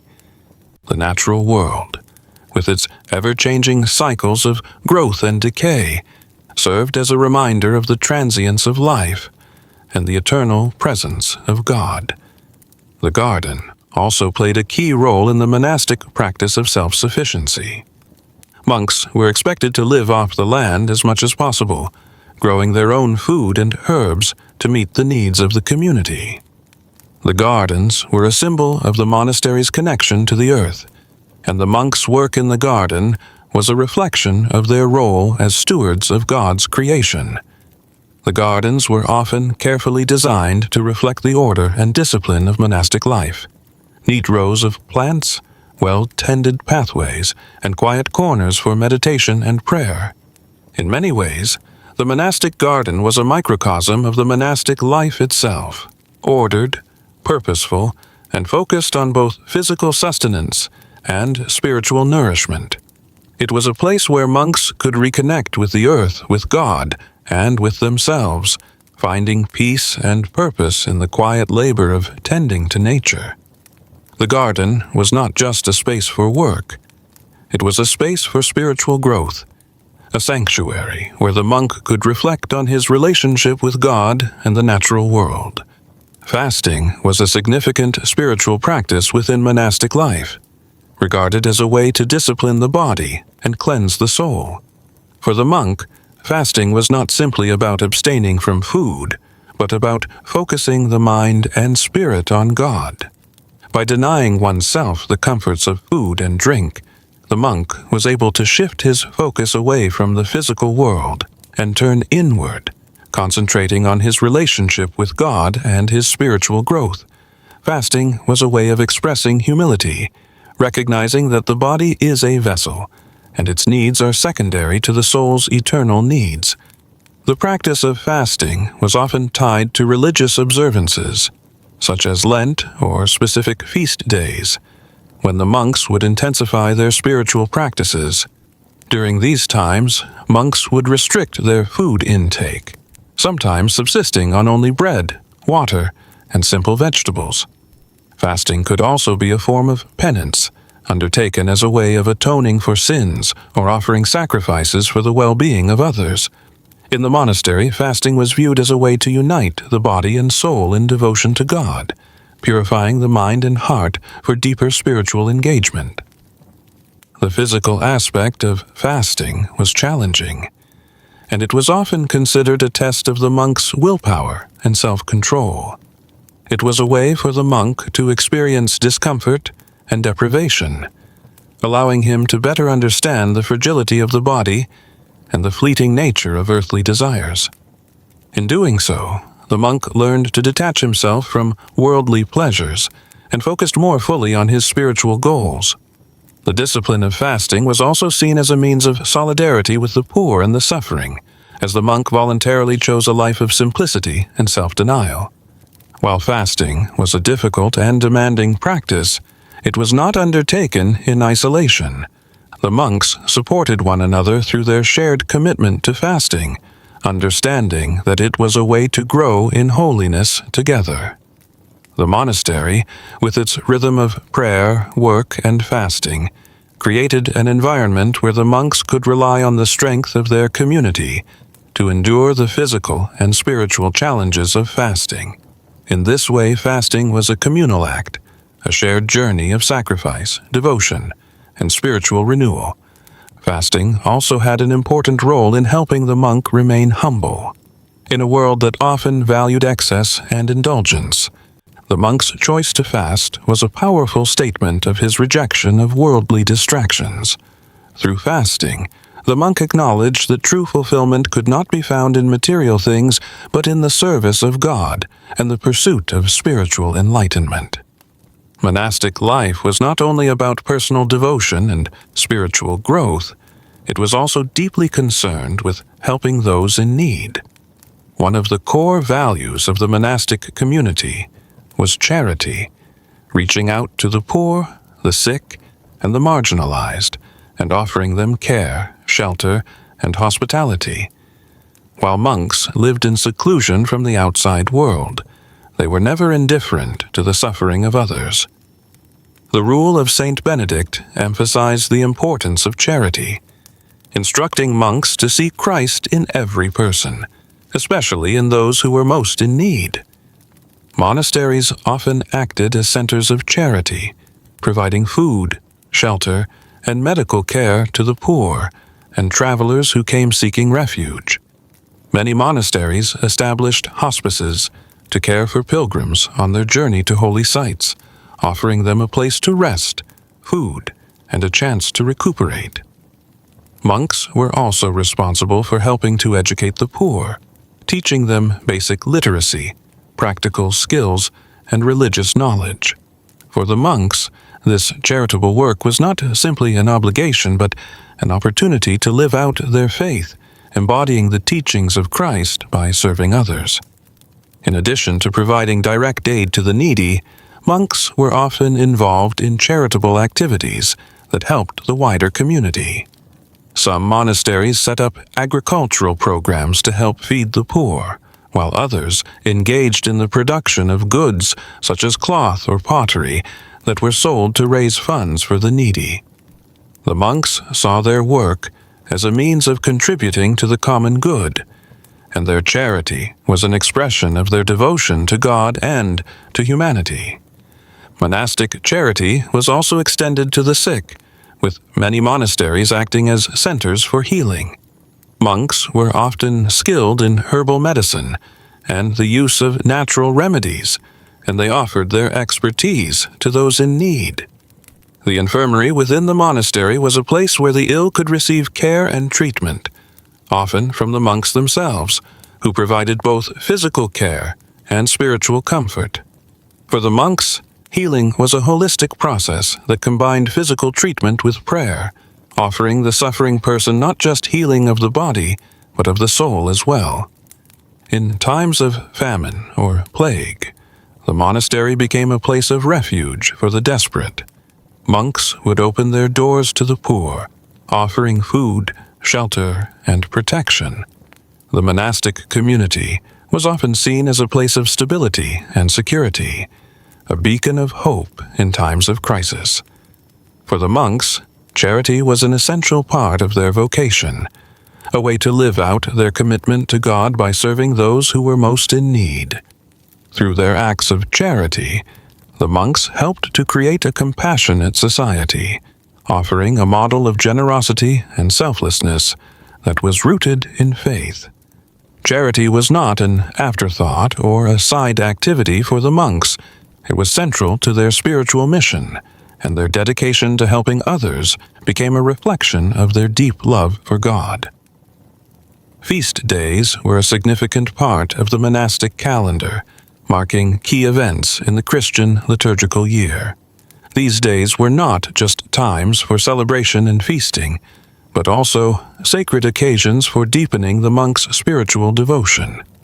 Feast days were an opportunity for the monastic community to come together in prayer, to reflect on the life of a saint, a holy event, or an aspect of the divine, and to express their gratitude to God. These days were often marked by elaborate religious ceremonies, special prayers, and festive meals, which provided a break from the regular routine of monastic life. The monastery was transformed on feast days. The chapel was decorated with candles, flowers, and other adornments, creating a sense of reverence and joy. The monks would gather in the chapel for a special mass, singing hymns and chanting psalms in celebration of the occasion. The liturgy for a feast day would often include a longer service than usual, with additional prayers and readings that reflected the theme of the feast. For the monks, the celebration of these days was a deeply spiritual experience, a way to connect with the larger Christian tradition, and to honor the saints and events that had shaped their faith. After the service, the monks would often partake in a communal meal to celebrate the feast. These meals were more elaborate than usual, with a greater variety of food and a sense of communal joy.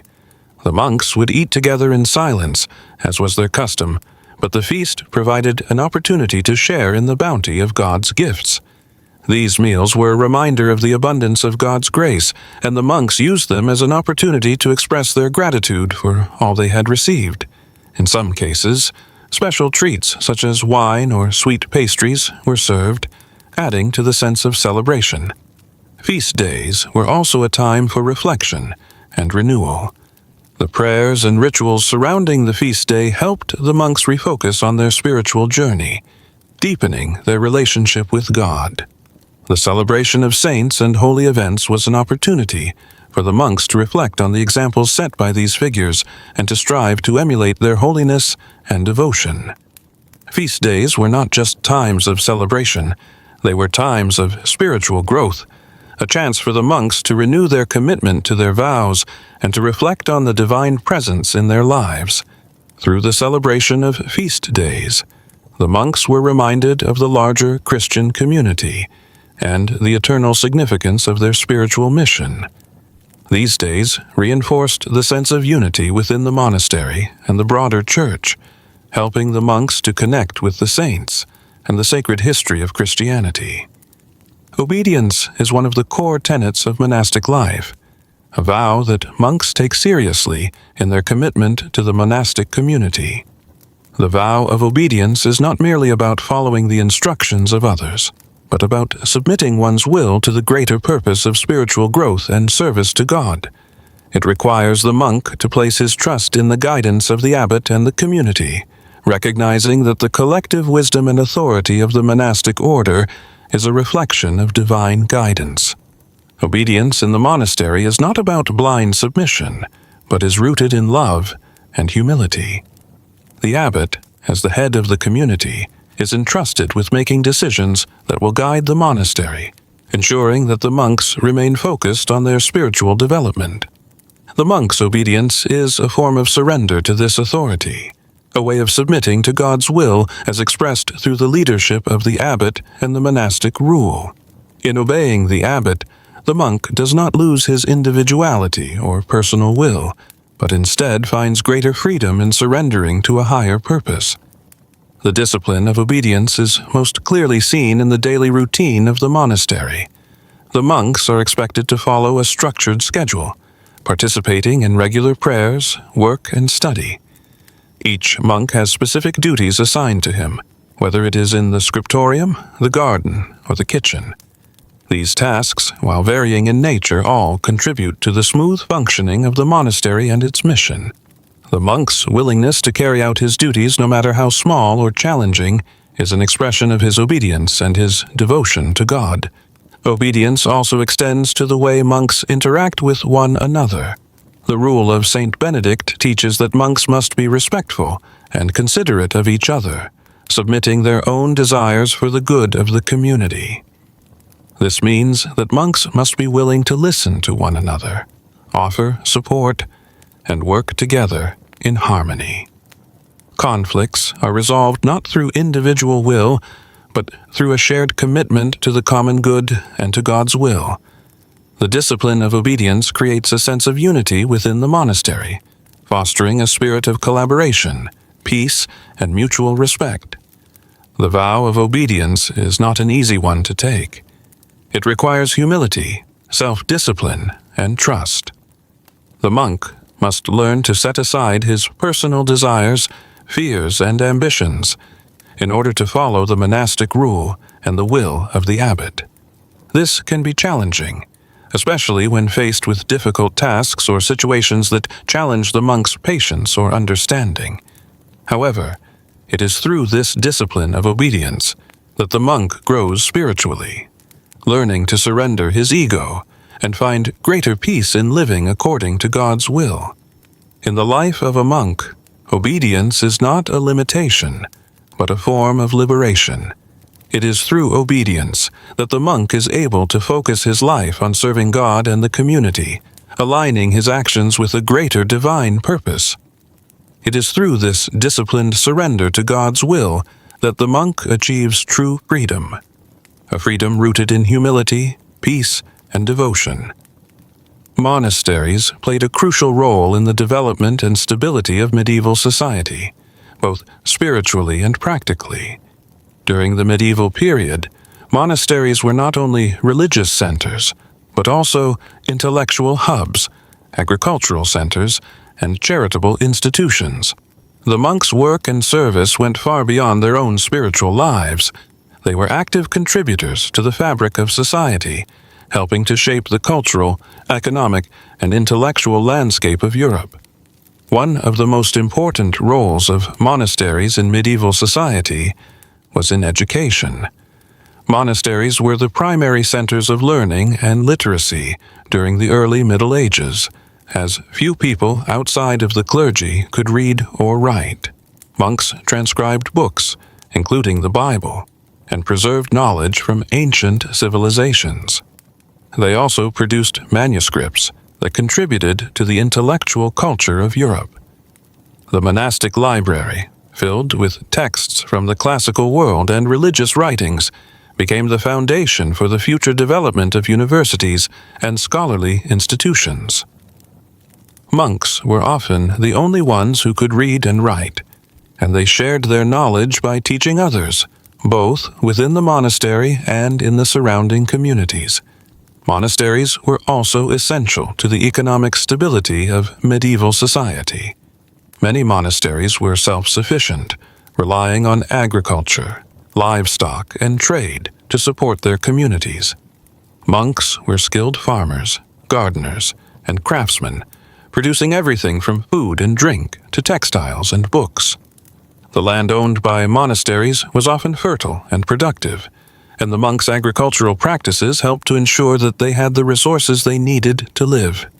Some monasteries even became wealthy landowners, contributing to the overall prosperity of their regions. In addition to their economic contributions, monasteries were also centers of charity and social support. They provided shelter, food, and care for the poor, the sick, and the homeless. Monks operated hospitals, schools, and inns, offering hospitality to travelers and pilgrims. The monastery became a place of refuge in times of war or famine, where those in need could find safety and care. The monks' commitment to charity was rooted in their religious beliefs and their understanding of God's love for all people, particularly those who were suffering. Monasteries also played a role in the spiritual and political life of medieval Europe. Many monasteries were closely tied to the local nobility, with wealthy patrons donating land and resources to support the monastic community. The abbot, as the leader of the monastery, often had significant influence in the surrounding region. Some monasteries even played a role in the governance of their lands, administering justice, overseeing trade, and managing resources. The political and religious authority of monasteries helped to shape the direction of medieval society. Through their intellectual, economic, charitable, and spiritual contributions, monasteries were integral to the development of medieval society. The monks' lives of prayer, work, and service created a foundation upon which European civilization was built. The monastery was a beacon of stability, learning, and support, offering both spiritual guidance and practical assistance to those in need. In the monastery, death was considered a natural part of the spiritual journey, a return to God after a life of devotion. The passing of a monk was not seen as an end, but as a transition into eternal life. The rituals and ceremonies surrounding the death of a monk were an integral part of monastic life, offering both spiritual comfort and a reminder of the fragility of human existence. For the monks, death was not to be feared but embraced as a step toward the ultimate union with God. When a monk fell ill or was nearing death, the other monks would gather around him, offering prayers and support. The abbot, as the spiritual leader of the community, would often be present, administering the last rites and offering guidance to the dying monk. The monastery's atmosphere would become more somber as the monks prepared for the passing of their brother. In these final moments, the monk's life of prayer, work, and humility was remembered and celebrated. His fellow monks would offer prayers of intercession, asking for God's mercy and peace for the soul of the deceased. The moment of death was seen as an opportunity for the living to reflect on their own mortality and the fleeting nature of life. The monks would gather for a special prayer service, asking for God's grace upon the departed and for strength in facing their own eventual death. These services were filled with hymns, psalms, and readings from the scriptures, creating a sacred atmosphere that honored the monk's life and his journey into the afterlife. The body of the deceased monk would be prepared for burial with the utmost reverence. His body was washed and clothed in the simple monastic habit, symbolizing his lifelong devotion to God. The monks would then gather for a procession to the cemetery, where the monk would be laid to rest in a simple grave. The burial was a communal act, with each monk contributing to the ceremony, offering prayers and hymns as the body was lowered into the earth. The grave was often marked with a simple stone or wooden cross, a reminder of the monk's life and his passage into eternity. The death of a monk was a time of deep reflection for the entire community. It reminded the monks of the transient nature of life and the importance of living each day in devotion to God. The passing of a brother was also a reminder that the monastery, as a community, was bound together not just by vows and prayers, but by the shared knowledge of life's fragility. Through death, the monks were reminded of the ultimate goal of their spiritual journey, union with God in eternal life. The relationship between the church and secular authority in medieval Europe was often complex and fraught with tension. Monasteries, though independent in many ways, were still subject to the influence of kings, lords, and local rulers. While monks were dedicated to spiritual matters, they were not immune to the political and social struggles of the time. Conflicts between monastic communities and secular authorities were not uncommon, especially when the interests of the church and the state clashed. One of the primary sources of tension between monasteries and secular authorities was the issue of land and wealth. Many monasteries were wealthy institutions, owning vast tracts of land and receiving generous donations from nobles and rulers. These lands often made monasteries powerful players in the local economy, giving them considerable influence in the region. However, kings and lords saw monasteries as valuable sources of income and control. There were times when secular rulers sought to exert their power over the monasteries, trying to claim land or wealth that the church had been entrusted with. In some cases, kings and lords attempted to control or manipulate the abbot and the monks, influencing decisions in the monastery or attempting to extract taxes and other resources. The church, however, saw its role as divinely ordained and often resisted secular interference in its spiritual and temporal affairs. Monasteries, as places of divine service, were meant to remain independent of secular rule, and the monks sought to maintain their autonomy in the face of secular pressure. At times, these conflicts escalated into more significant struggles, with monks and secular rulers engaging in legal battles, diplomacy, or even violent confrontations. In these moments, the monks were faced with difficult choices. Should they submit to the authority of the state or stand firm in their dedication to the spiritual and moral teachings of the church? The monks' response to these conflicts often depended on their abbot's leadership and the strength of their commitment to their vows. Despite the tension, the church and secular authorities were often intertwined. Kings and nobles sometimes sought the spiritual support of the monks, asking for prayers and blessings. Conversely, monasteries relied on the protection of secular rulers to ensure their safety and to guard their lands. The relationship between the church and the state was one of cooperation and conflict, and monasteries played a central role in this delicate balance. The conflicts between monastic communities and secular authorities highlight the complex and often contentious relationship between religion and politics in the medieval period. Monasteries were both spiritual sanctuaries and political entities, and the monks' commitment to their faith sometimes put them at odds with the world outside their walls.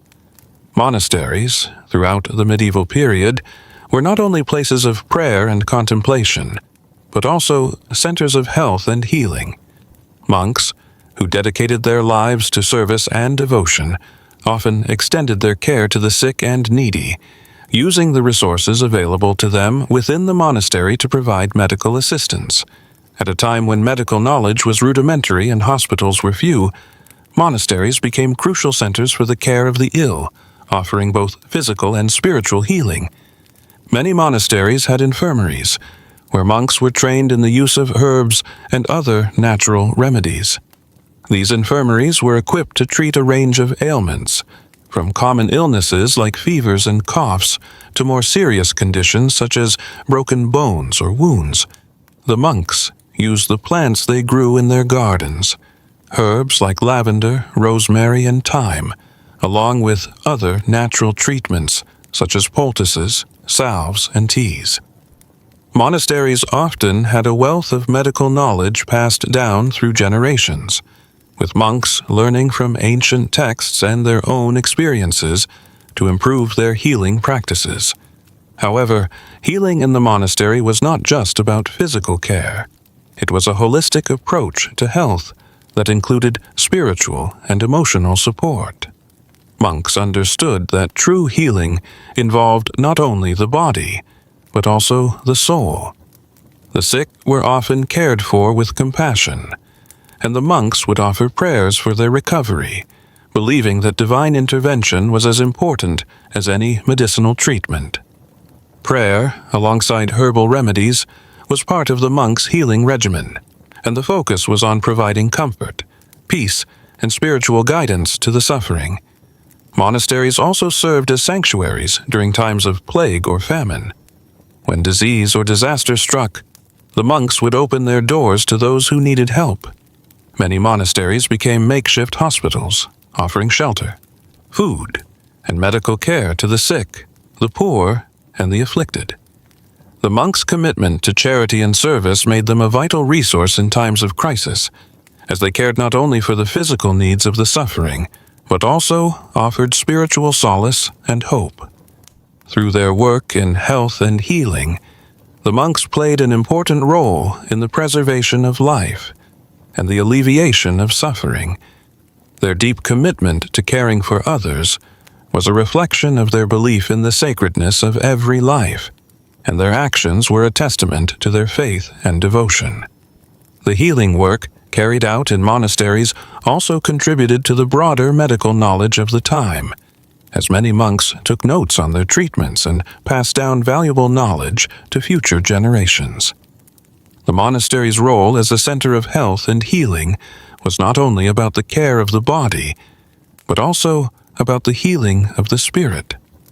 For the monks, providing care was an act of service to God, and it was through this work that they truly embodied the Christian values of charity, compassion, and love for one's neighbor.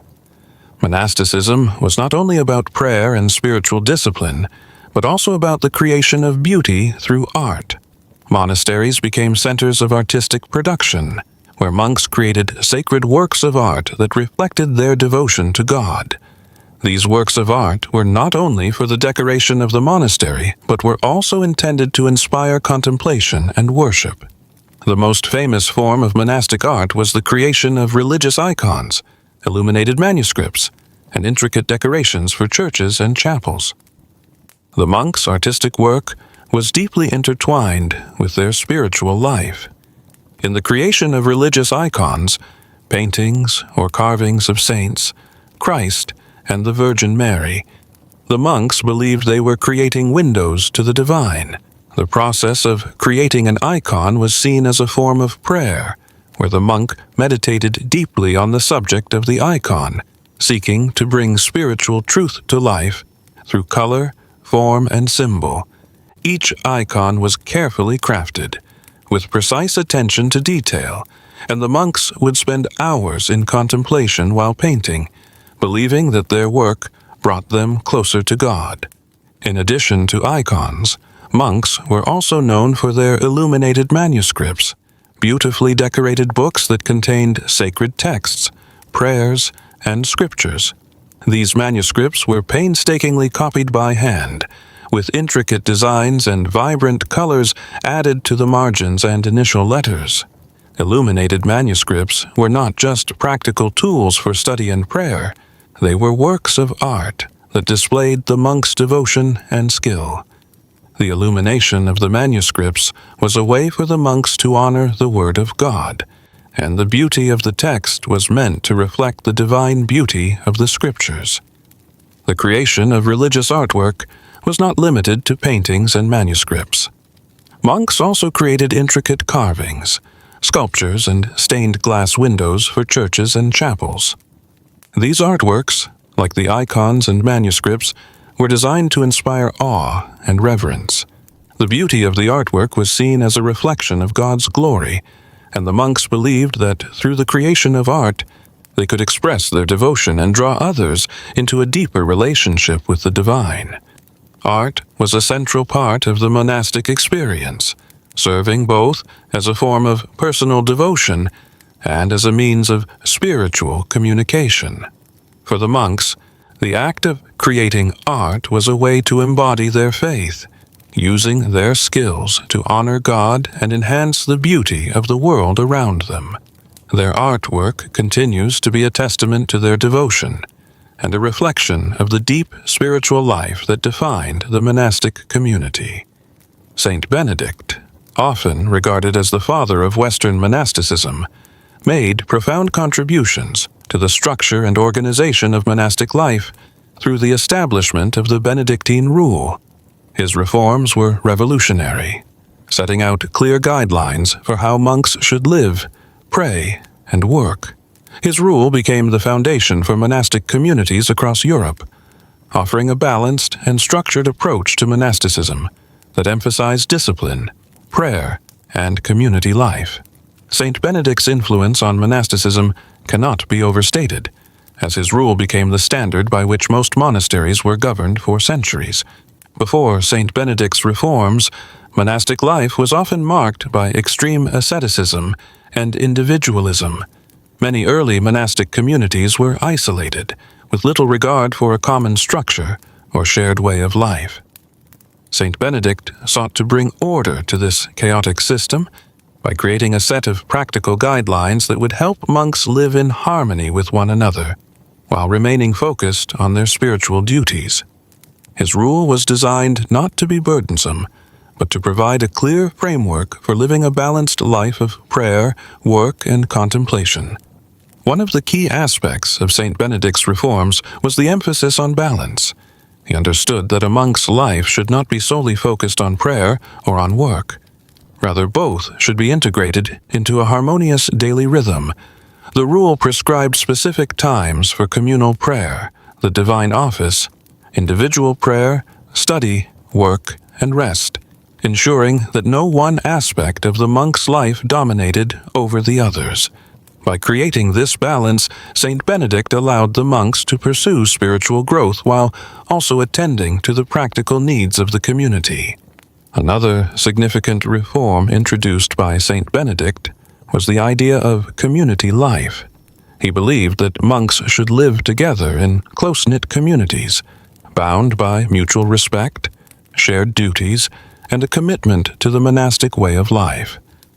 This was a departure from the solitary nature of earlier forms of monasticism, where monks often lived alone in remote locations. Saint Benedict's rule emphasized the importance of communal prayer, meals, and work, creating a sense of unity among the monks.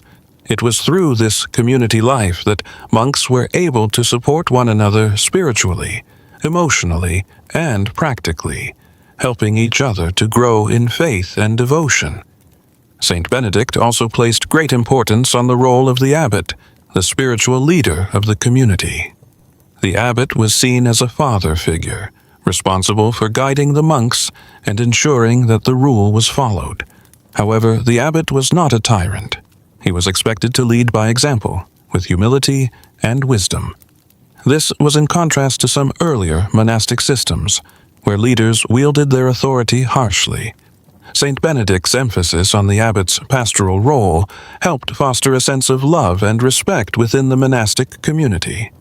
The legacy of Saint Benedict's reforms has endured for over a millennium.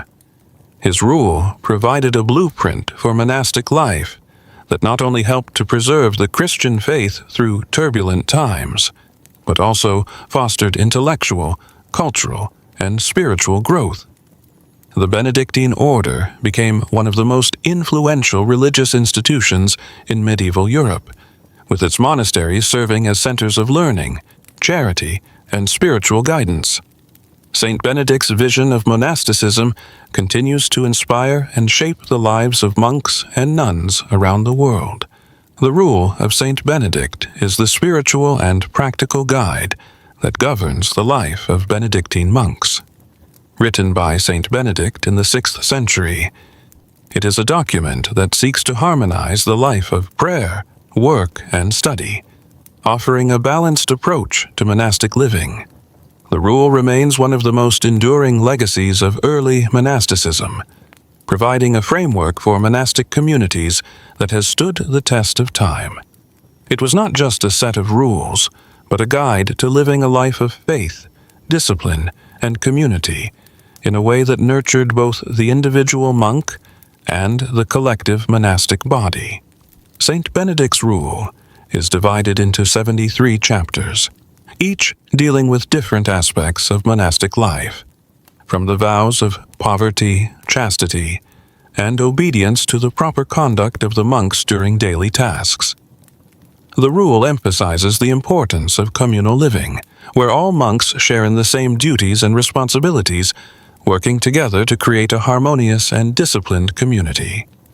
The rule also places a strong emphasis on humility, both in relation to God and to fellow monks. It teaches that humility is the foundation of all other virtues, and it is through humility that a monk is able to grow in faith and obedience to God's will. The rule also focuses heavily on prayer and the divine office. Saint Benedict structured the day into specific hours dedicated to communal prayer, meditation, and reading of the scriptures. The monks would come together several times a day to pray as a community, reciting psalms, hymns, and prayers. This structure ensured that the monks remained focused on their spiritual duties, while also providing a rhythm to their day that helped them stay centered in their faith. The rule also emphasized the importance of personal prayer and meditation, encouraging monks to spend time in quiet reflection and to cultivate a personal relationship with God. Saint Benedict's rule also addressed the practical aspects of monastic life, such as work and hospitality. The monks were expected to contribute to the monastery through manual labor, whether in the gardens, the scriptorium, or other areas of work. The rule also placed great importance on hospitality, instructing the monks to treat all visitors with kindness and respect. This sense of hospitality extended beyond the walls of the monastery, as the monks were expected to engage in acts of charity and care for the poor and sick in their communities. The beauty of the rule of Saint Benedict lies in its simplicity and flexibility. It is not a set of rigid laws, but a guide to living a balanced and purposeful life. The rule allows for personal growth within the structure of communal living, offering a path to holiness and spiritual enlightenment. The influence of Saint Benedict's rule spread throughout Europe, shaping the practices of countless monasteries, and its teachings continue to resonate with those who seek a life of prayer, work, and service. Monks played a pivotal role in the spread of Christianity across Europe during the Middle Ages. Though monastic life was centered around prayer, work, and contemplation, monks were also deeply involved in missionary work, evangelizing to the pagan tribes of Europe and establishing Christian communities in remote regions. By founding monasteries in strategically important locations, monks helped to create a network of religious centers that would serve as beacons of faith and civilization in otherwise unsettled or pagan territories. The spread of Christianity through monasticism was not just about converting individuals. It was also about bringing stability and order to communities. Monasteries provided shelter and care for the poor, educated the illiterate, and promoted agricultural and economic development. As monks traveled to new lands to spread Christianity, they brought with them knowledge of agriculture, architecture, and the arts. They established schools, hospitals, and libraries, which became centers of learning and cultural exchange. The monks' efforts in these areas helped to lay the groundwork for the future growth of European society, blending Christian values with practical skills to improve the living conditions of communities.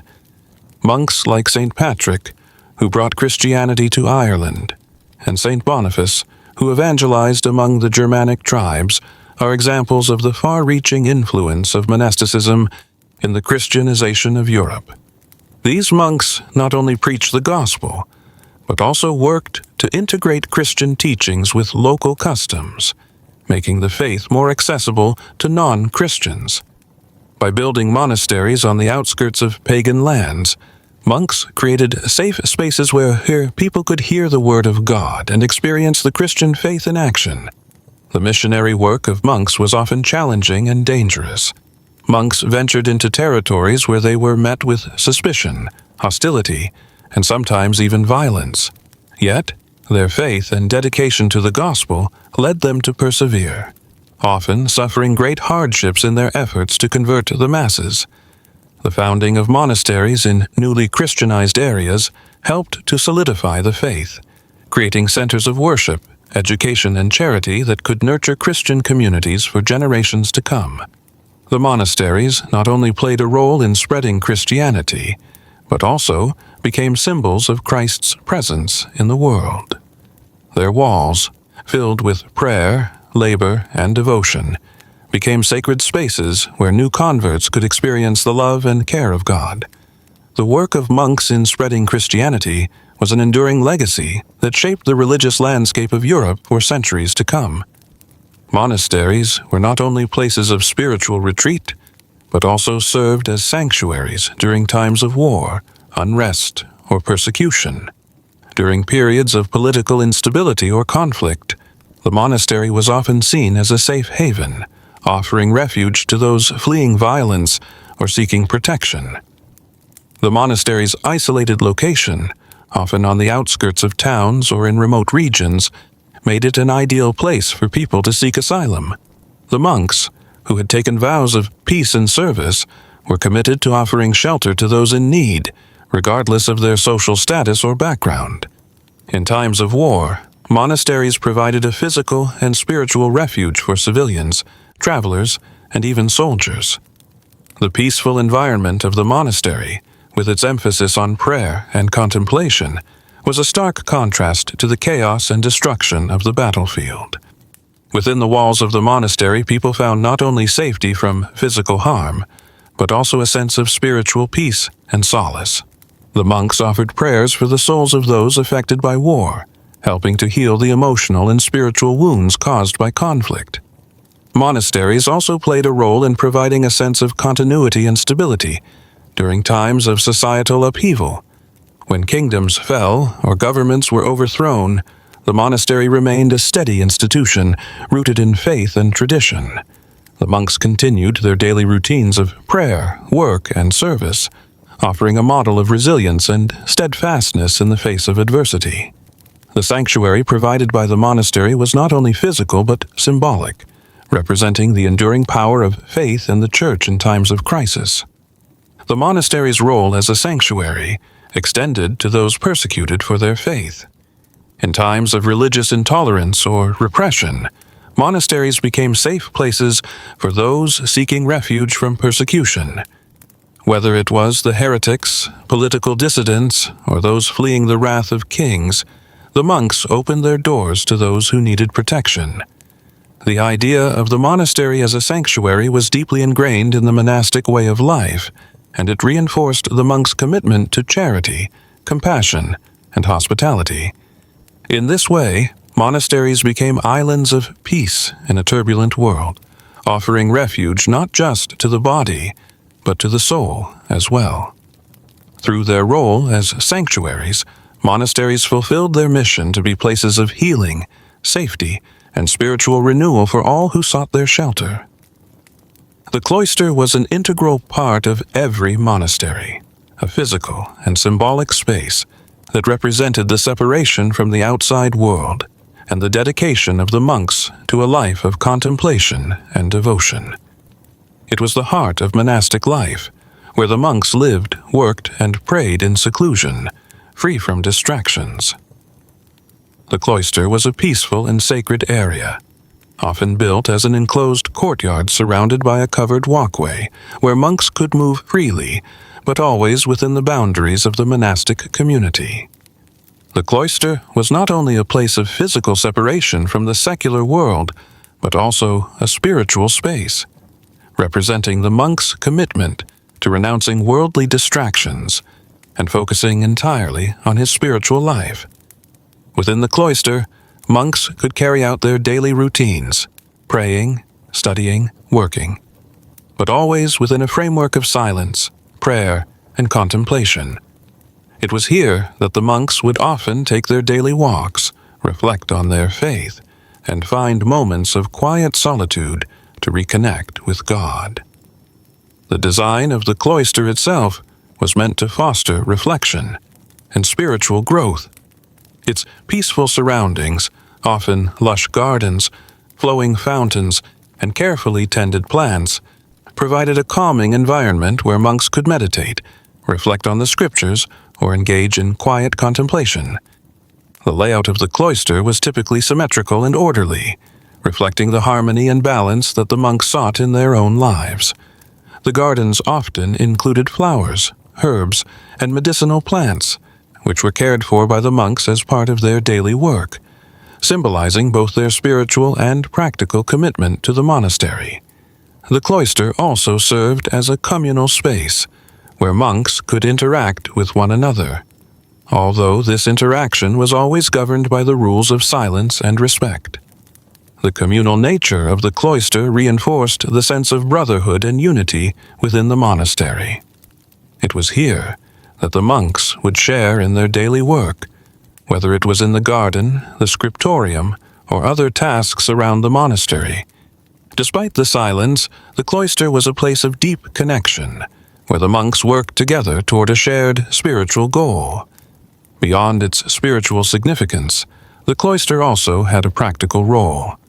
It was a place of refuge, a sanctuary where monks could retreat from the noise and distractions of the outside world and find peace.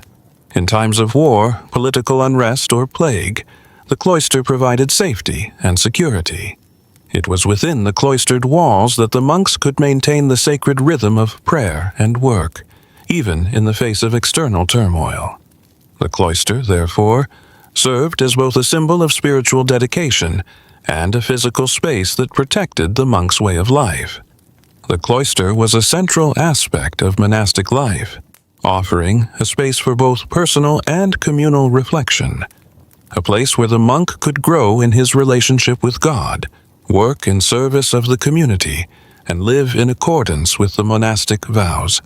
It was the place where the world outside the monastery was left behind, and the monk could focus entirely on his spiritual journey. Monasteries were not only religious centers, but also powerful economic institutions during the medieval period. While their primary mission was spiritual, many monasteries accumulated wealth over time, often through land ownership, agricultural production, and trade. The monks worked hard to make their monasteries self-sufficient, growing their own food, brewing beer, and even engaging in industries such as textiles and pottery. This self-sufficiency allowed them to focus on their spiritual duties while ensuring that they could support their communities and contribute to the local economy. The land owned by monasteries was often vast and fertile, providing a steady stream of resources. Monks were skilled farmers, using the land to grow crops such as wheat, barley, and vegetables. They also raised livestock, including cattle, sheep, and poultry, to provide meat, milk, and wool. In addition to agriculture, monasteries often had workshops where monks produced goods such as candles, textiles, and even illuminated manuscripts. The products created by the monks were sold to the local population, providing the monastery with income that could be reinvested into its operations, charitable activities, and the care of the sick and needy. In addition to their agricultural and craft-based enterprises, monasteries also played a role in the financial systems of medieval Europe. Many monasteries established endowments and received donations from wealthy patrons, including kings and nobles, who sought to gain spiritual favor or ensure their place in heaven. These donations were used to build and maintain the monastery's infrastructure, fund its charitable works, and support the monks. The wealth of monasteries also allowed them to establish schools, hospitals, and other institutions that benefited both the monastic community and the larger society. Monasteries were often important players in the local and regional economies, particularly in rural areas, where they were some of the few large landowners. They provided employment opportunities for local workers and helped to establish markets for goods produced by the monks. In return, the local population relied on the monastery for care, food, and education. The financial stability provided by the monks allowed the monastery to continue its work of prayer, education, and charity, creating a symbiotic relationship between the monastery and the surrounding community. While the wealth of monasteries was a source of pride and support, it also led to some tension with secular rulers and the church. The vast wealth of some monasteries attracted the attention of kings and lords who sought to claim it for themselves. This tension was particularly evident when secular rulers attempted to exert control over monastic properties or demanded taxes from the monasteries. However, despite these challenges, monasteries remained economic and spiritual powerhouses throughout the Middle Ages, contributing to the development of medieval society. The decision to take monastic vows is a lifelong commitment. But what happens when a monk decides to leave the monastery after having embraced the vows of poverty, chastity, and obedience? This is a rare occurrence, as the vows are considered sacred and permanent by most. But some monks find that the monastic life does not fulfill their spiritual needs, or that they are called to another form of service. The journey after leaving the monastery is often difficult, as it involves confronting the reality of breaking a lifelong promise and navigating the challenges of reintegration into a secular world. For a monk who leaves the monastery, the process of transition is not always easy. A monk's life in the monastery is highly structured, with the rhythm of prayer, work, and study forming the foundation of his daily existence. Leaving this structure can be disorienting and challenging. The monk may struggle with feelings of loss, guilt, or uncertainty about his purpose in life. After years of devotion to God and the monastic community, the sudden change in lifestyle can be overwhelming. The world outside the monastery may seem unfamiliar and distracting, and the monk may find it difficult to adjust to the freedom and responsibility of life beyond the cloistered walls. In some cases, monks who leave the monastery do so with the understanding that their service to God may take a different form. They may pursue a life of teaching, charitable work, or missionary efforts, continuing to live according to many of the same values and principles that they embraced within the monastery. However, this new path is rarely without difficulty, as the monk must reconcile his past life in the monastery with his new life in the outside world. Many monks who leave the monastery struggle with a sense of disconnection, as they no longer have the support system of the monastic community that once held them together. Some monks who leave the monastery may seek forgiveness from the community, or even attempt to re-enter monastic life. The decision to leave is not taken lightly, and the process of returning to the monastery can be challenging, as the individual must demonstrate true repentance and rededication to the monastic vows. This return, if allowed, often involves a period of reflection and spiritual renewal, in which the monk re-engages with the community and the spiritual practices of monastic life. The experience of leaving the monastery can be transformative. It can serve as an opportunity for spiritual growth and self-discovery, allowing the monk to live out his faith in new and unexpected ways. However, it can also be a painful reminder of the sacrifices made and the promises broken. The journey after leaving monastic life is one of reflection, repentance, and renewal, as the monk seeks to find a new purpose and identity in the secular world. Some monks pursued a deeper spiritual life, through mysticism, seeking intimate encounters with the divine through visions, ecstasies, and profound moments of prayer. Mysticism in the medieval monastic tradition was a way for the monk to experience God directly, beyond the constraints of ordinary prayer or liturgical rituals. This mystical journey was seen as an ultimate form of spiritual union with God, a transcendent experience that brought the monk into an intense state of divine awareness and connection. The mystical experience was often marked by visions or revelations, in which the monk felt as though he were directly in the presence of God or the saints. These experiences could be both overwhelming and deeply transformative, often leading the monk to live even more ascetically and prayerfully, in the hopes of achieving a greater sense of communion with the divine. Some monks described their mystical experiences as moments of profound insight, during which they were granted a deeper understanding of Scripture, the mysteries of faith, and the nature of the soul. One of the most famous mystical figures in the monastic tradition is Saint Teresa of Avila, whose visions and writings on mysticism became central to the development of the contemplative life in Christian spirituality. Though Saint Teresa lived in a convent, her experiences of divine intimacy were marked by deep spiritual ecstasies that are still revered as powerful expressions of divine grace. Similarly, many monks throughout the Middle Ages sought these mystical experiences, hoping for a direct encounter with God that would lead them to a greater understanding of their spiritual purpose. The mystical journey was not without its dangers, however. Some monks who pursued mystical experiences reported feelings of isolation, alienation, and even despair when they could not achieve the visions or divine revelations they longed for. There was also the danger of pride, as some mystics could become overly focused on their own experiences rather than on the service of God and others.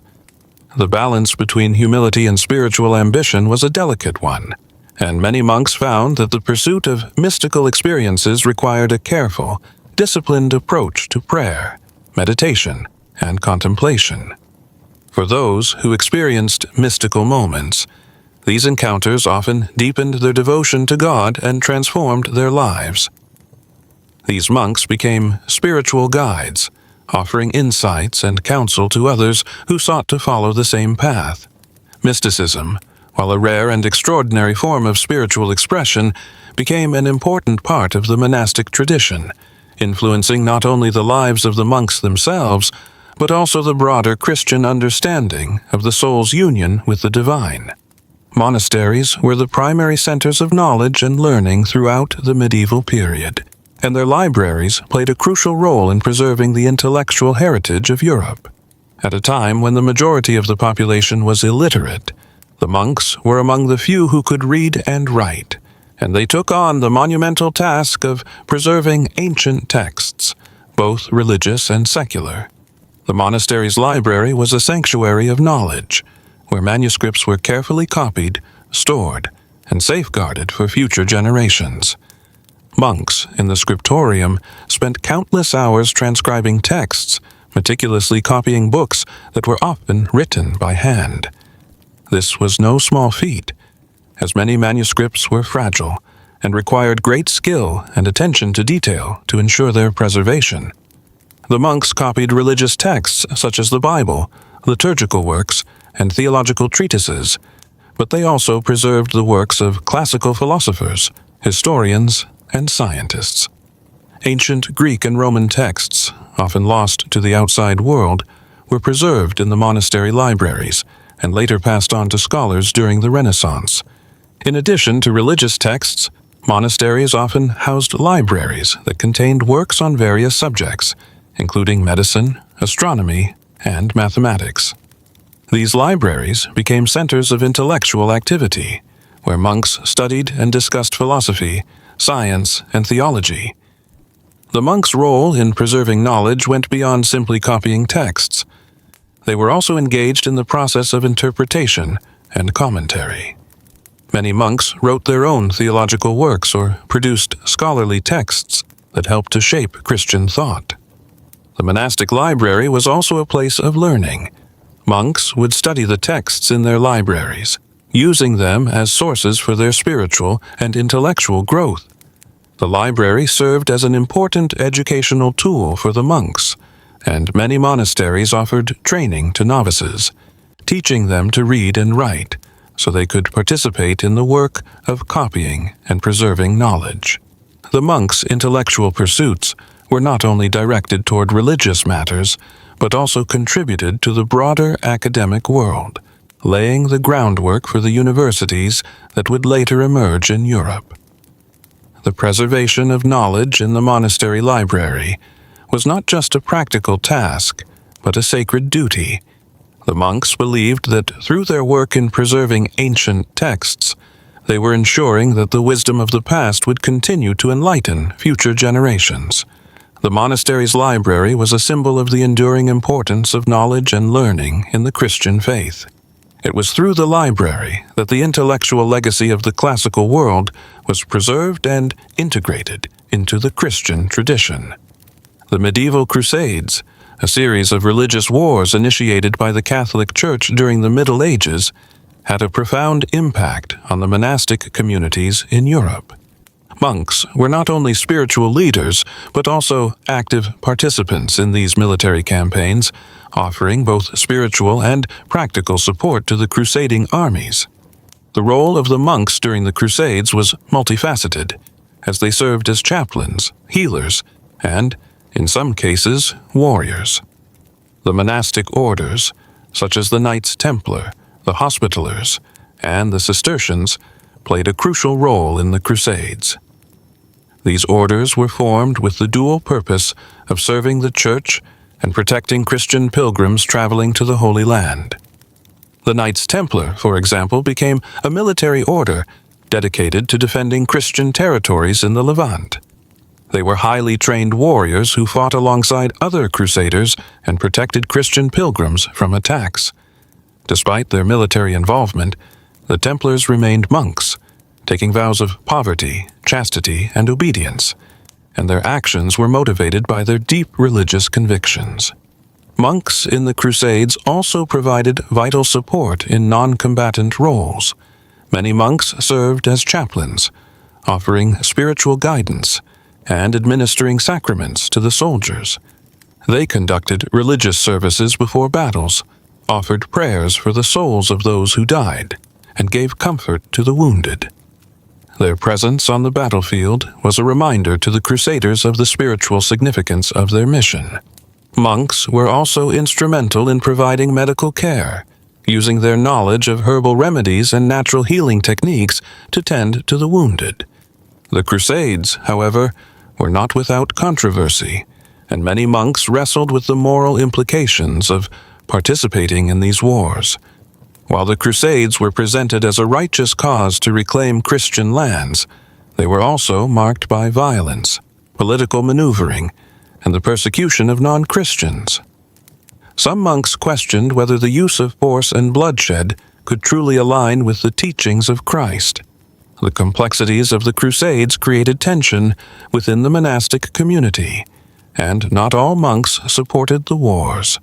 Despite these concerns, many religious orders saw participation in the Crusades as a duty to defend Christendom and protect the Holy Land. The impact of the Crusades on monastic life was profound. The orders involved in the Crusades grew in wealth and influence as they received donations, land, and privileges for their service. The Templars, for example, became one of the wealthiest and most powerful religious institutions in medieval Europe. However, the long-term effects of the Crusades on the monastic orders were complex. The militarization of monastic life led to tensions within the Church, and the role of monks as warriors raised questions about the proper relationship between religion and violence. Despite the controversies surrounding the Crusades, the monks who participated in these campaigns played an important role in shaping the history of medieval Europe and the Christian world. Their involvement in the Crusades reflected their deep commitment to defending the faith, and their actions left a lasting legacy on both religious and political landscapes. The influence of medieval monasticism extends far beyond the walls of the monasteries themselves. The monks' dedication to prayer, work, and scholarship shaped not only the religious and intellectual life of the Middle Ages, but also laid the foundation for many aspects of modern society. Monasticism had a profound impact on the preservation of knowledge, the development of education, the promotion of charity, and the shaping of Western Christian identity. The legacy of the medieval monks can still be felt today in the institutions they created, the texts they preserved, and the spiritual values they championed. One of the most significant contributions of medieval monasticism was the preservation of knowledge. Monks worked tirelessly to copy manuscripts by hand, ensuring that important religious and philosophical texts were not lost to history. Their work in the scriptorium saved many ancient writings from the destruction of time, war, and ignorance. The monastic libraries, filled with both religious and secular works, became centers of learning where monks studied the scriptures, the works of ancient philosophers, and the scientific discoveries of the past. The monks' commitment to preserving knowledge helped to bridge the gap between the classical world and the medieval period, ensuring that the wisdom of the ancients was passed down to future generations.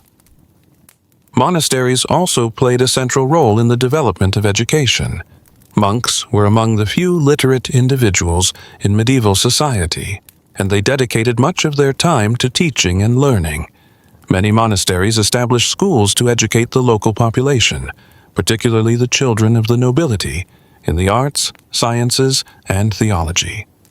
The monks' intellectual pursuits laid the groundwork for the universities that would emerge in the later Middle Ages, as the educational system gradually moved from monasteries to academic institutions. In addition to their work as scholars and educators, monks were deeply committed to acts of charity and service. They provided food, shelter, and medical care to the poor and sick, often establishing hospices and hospitals to care for those in need. The monastic orders, such as the Benedictines, Cistercians, and Franciscans, emphasized humility, poverty, and service, and these values influenced the broader Christian world. The monks' commitment to charity became a model for others to follow, and their legacy of helping the marginalized and suffering continues in Christian charitable work today. The spiritual legacy of medieval monasticism is also enduring. Monks were the guardians of Christian faith during turbulent times, and their devotion to prayer and contemplation provided a stable foundation for the religious life of the Middle Ages. The monastic communities embodied the values of humility, chastity, and obedience, and they dedicated their lives to the service of God. Their commitment to a life of discipline and devotion became a model for Christian piety and spiritual growth, inspiring countless generations of believers to follow in their footsteps. The architectural and artistic legacy of monasticism is another enduring gift to society. The stunning cathedrals, abbeys, and monasteries built by the monks remain some of the most impressive structures in Europe, showcasing both artistic and architectural brilliance. The illuminated manuscripts, icons, and religious artwork produced by the monks continue to inspire awe for their beauty and craftsmanship. These works of art not only reflect the deep devotion of the monks, but also serve as windows into the spiritual and intellectual life of the medieval period. The legacy of medieval monasticism is a testament to the monks' contributions to society, culture, and faith. Their work as scholars, educators, caregivers, and spiritual leaders shaped the world of their time and continues to influence the modern world in ways both seen and unseen. The enduring impact of monasticism can be found in the institutions, ideas, and values that shape the course of Western civilization. The monastic life was a life of service and sacrifice, where monks dedicated themselves wholly to God through prayer, work, and contemplation. Their vows of poverty, chastity, and obedience were not just personal commitments. They were expressions of their profound devotion to God and their community. Monks sought to live a life of simplicity, humility, and service, rejecting the distractions and temptations of the outside world in order to focus entirely on their spiritual growth and the service of others. In doing so, they embodied the values of the Christian faith and created a lasting legacy that has endured for centuries. Monasticism provided the monks with a unique way of living, a life centered around communal prayer, disciplined work, and charitable service.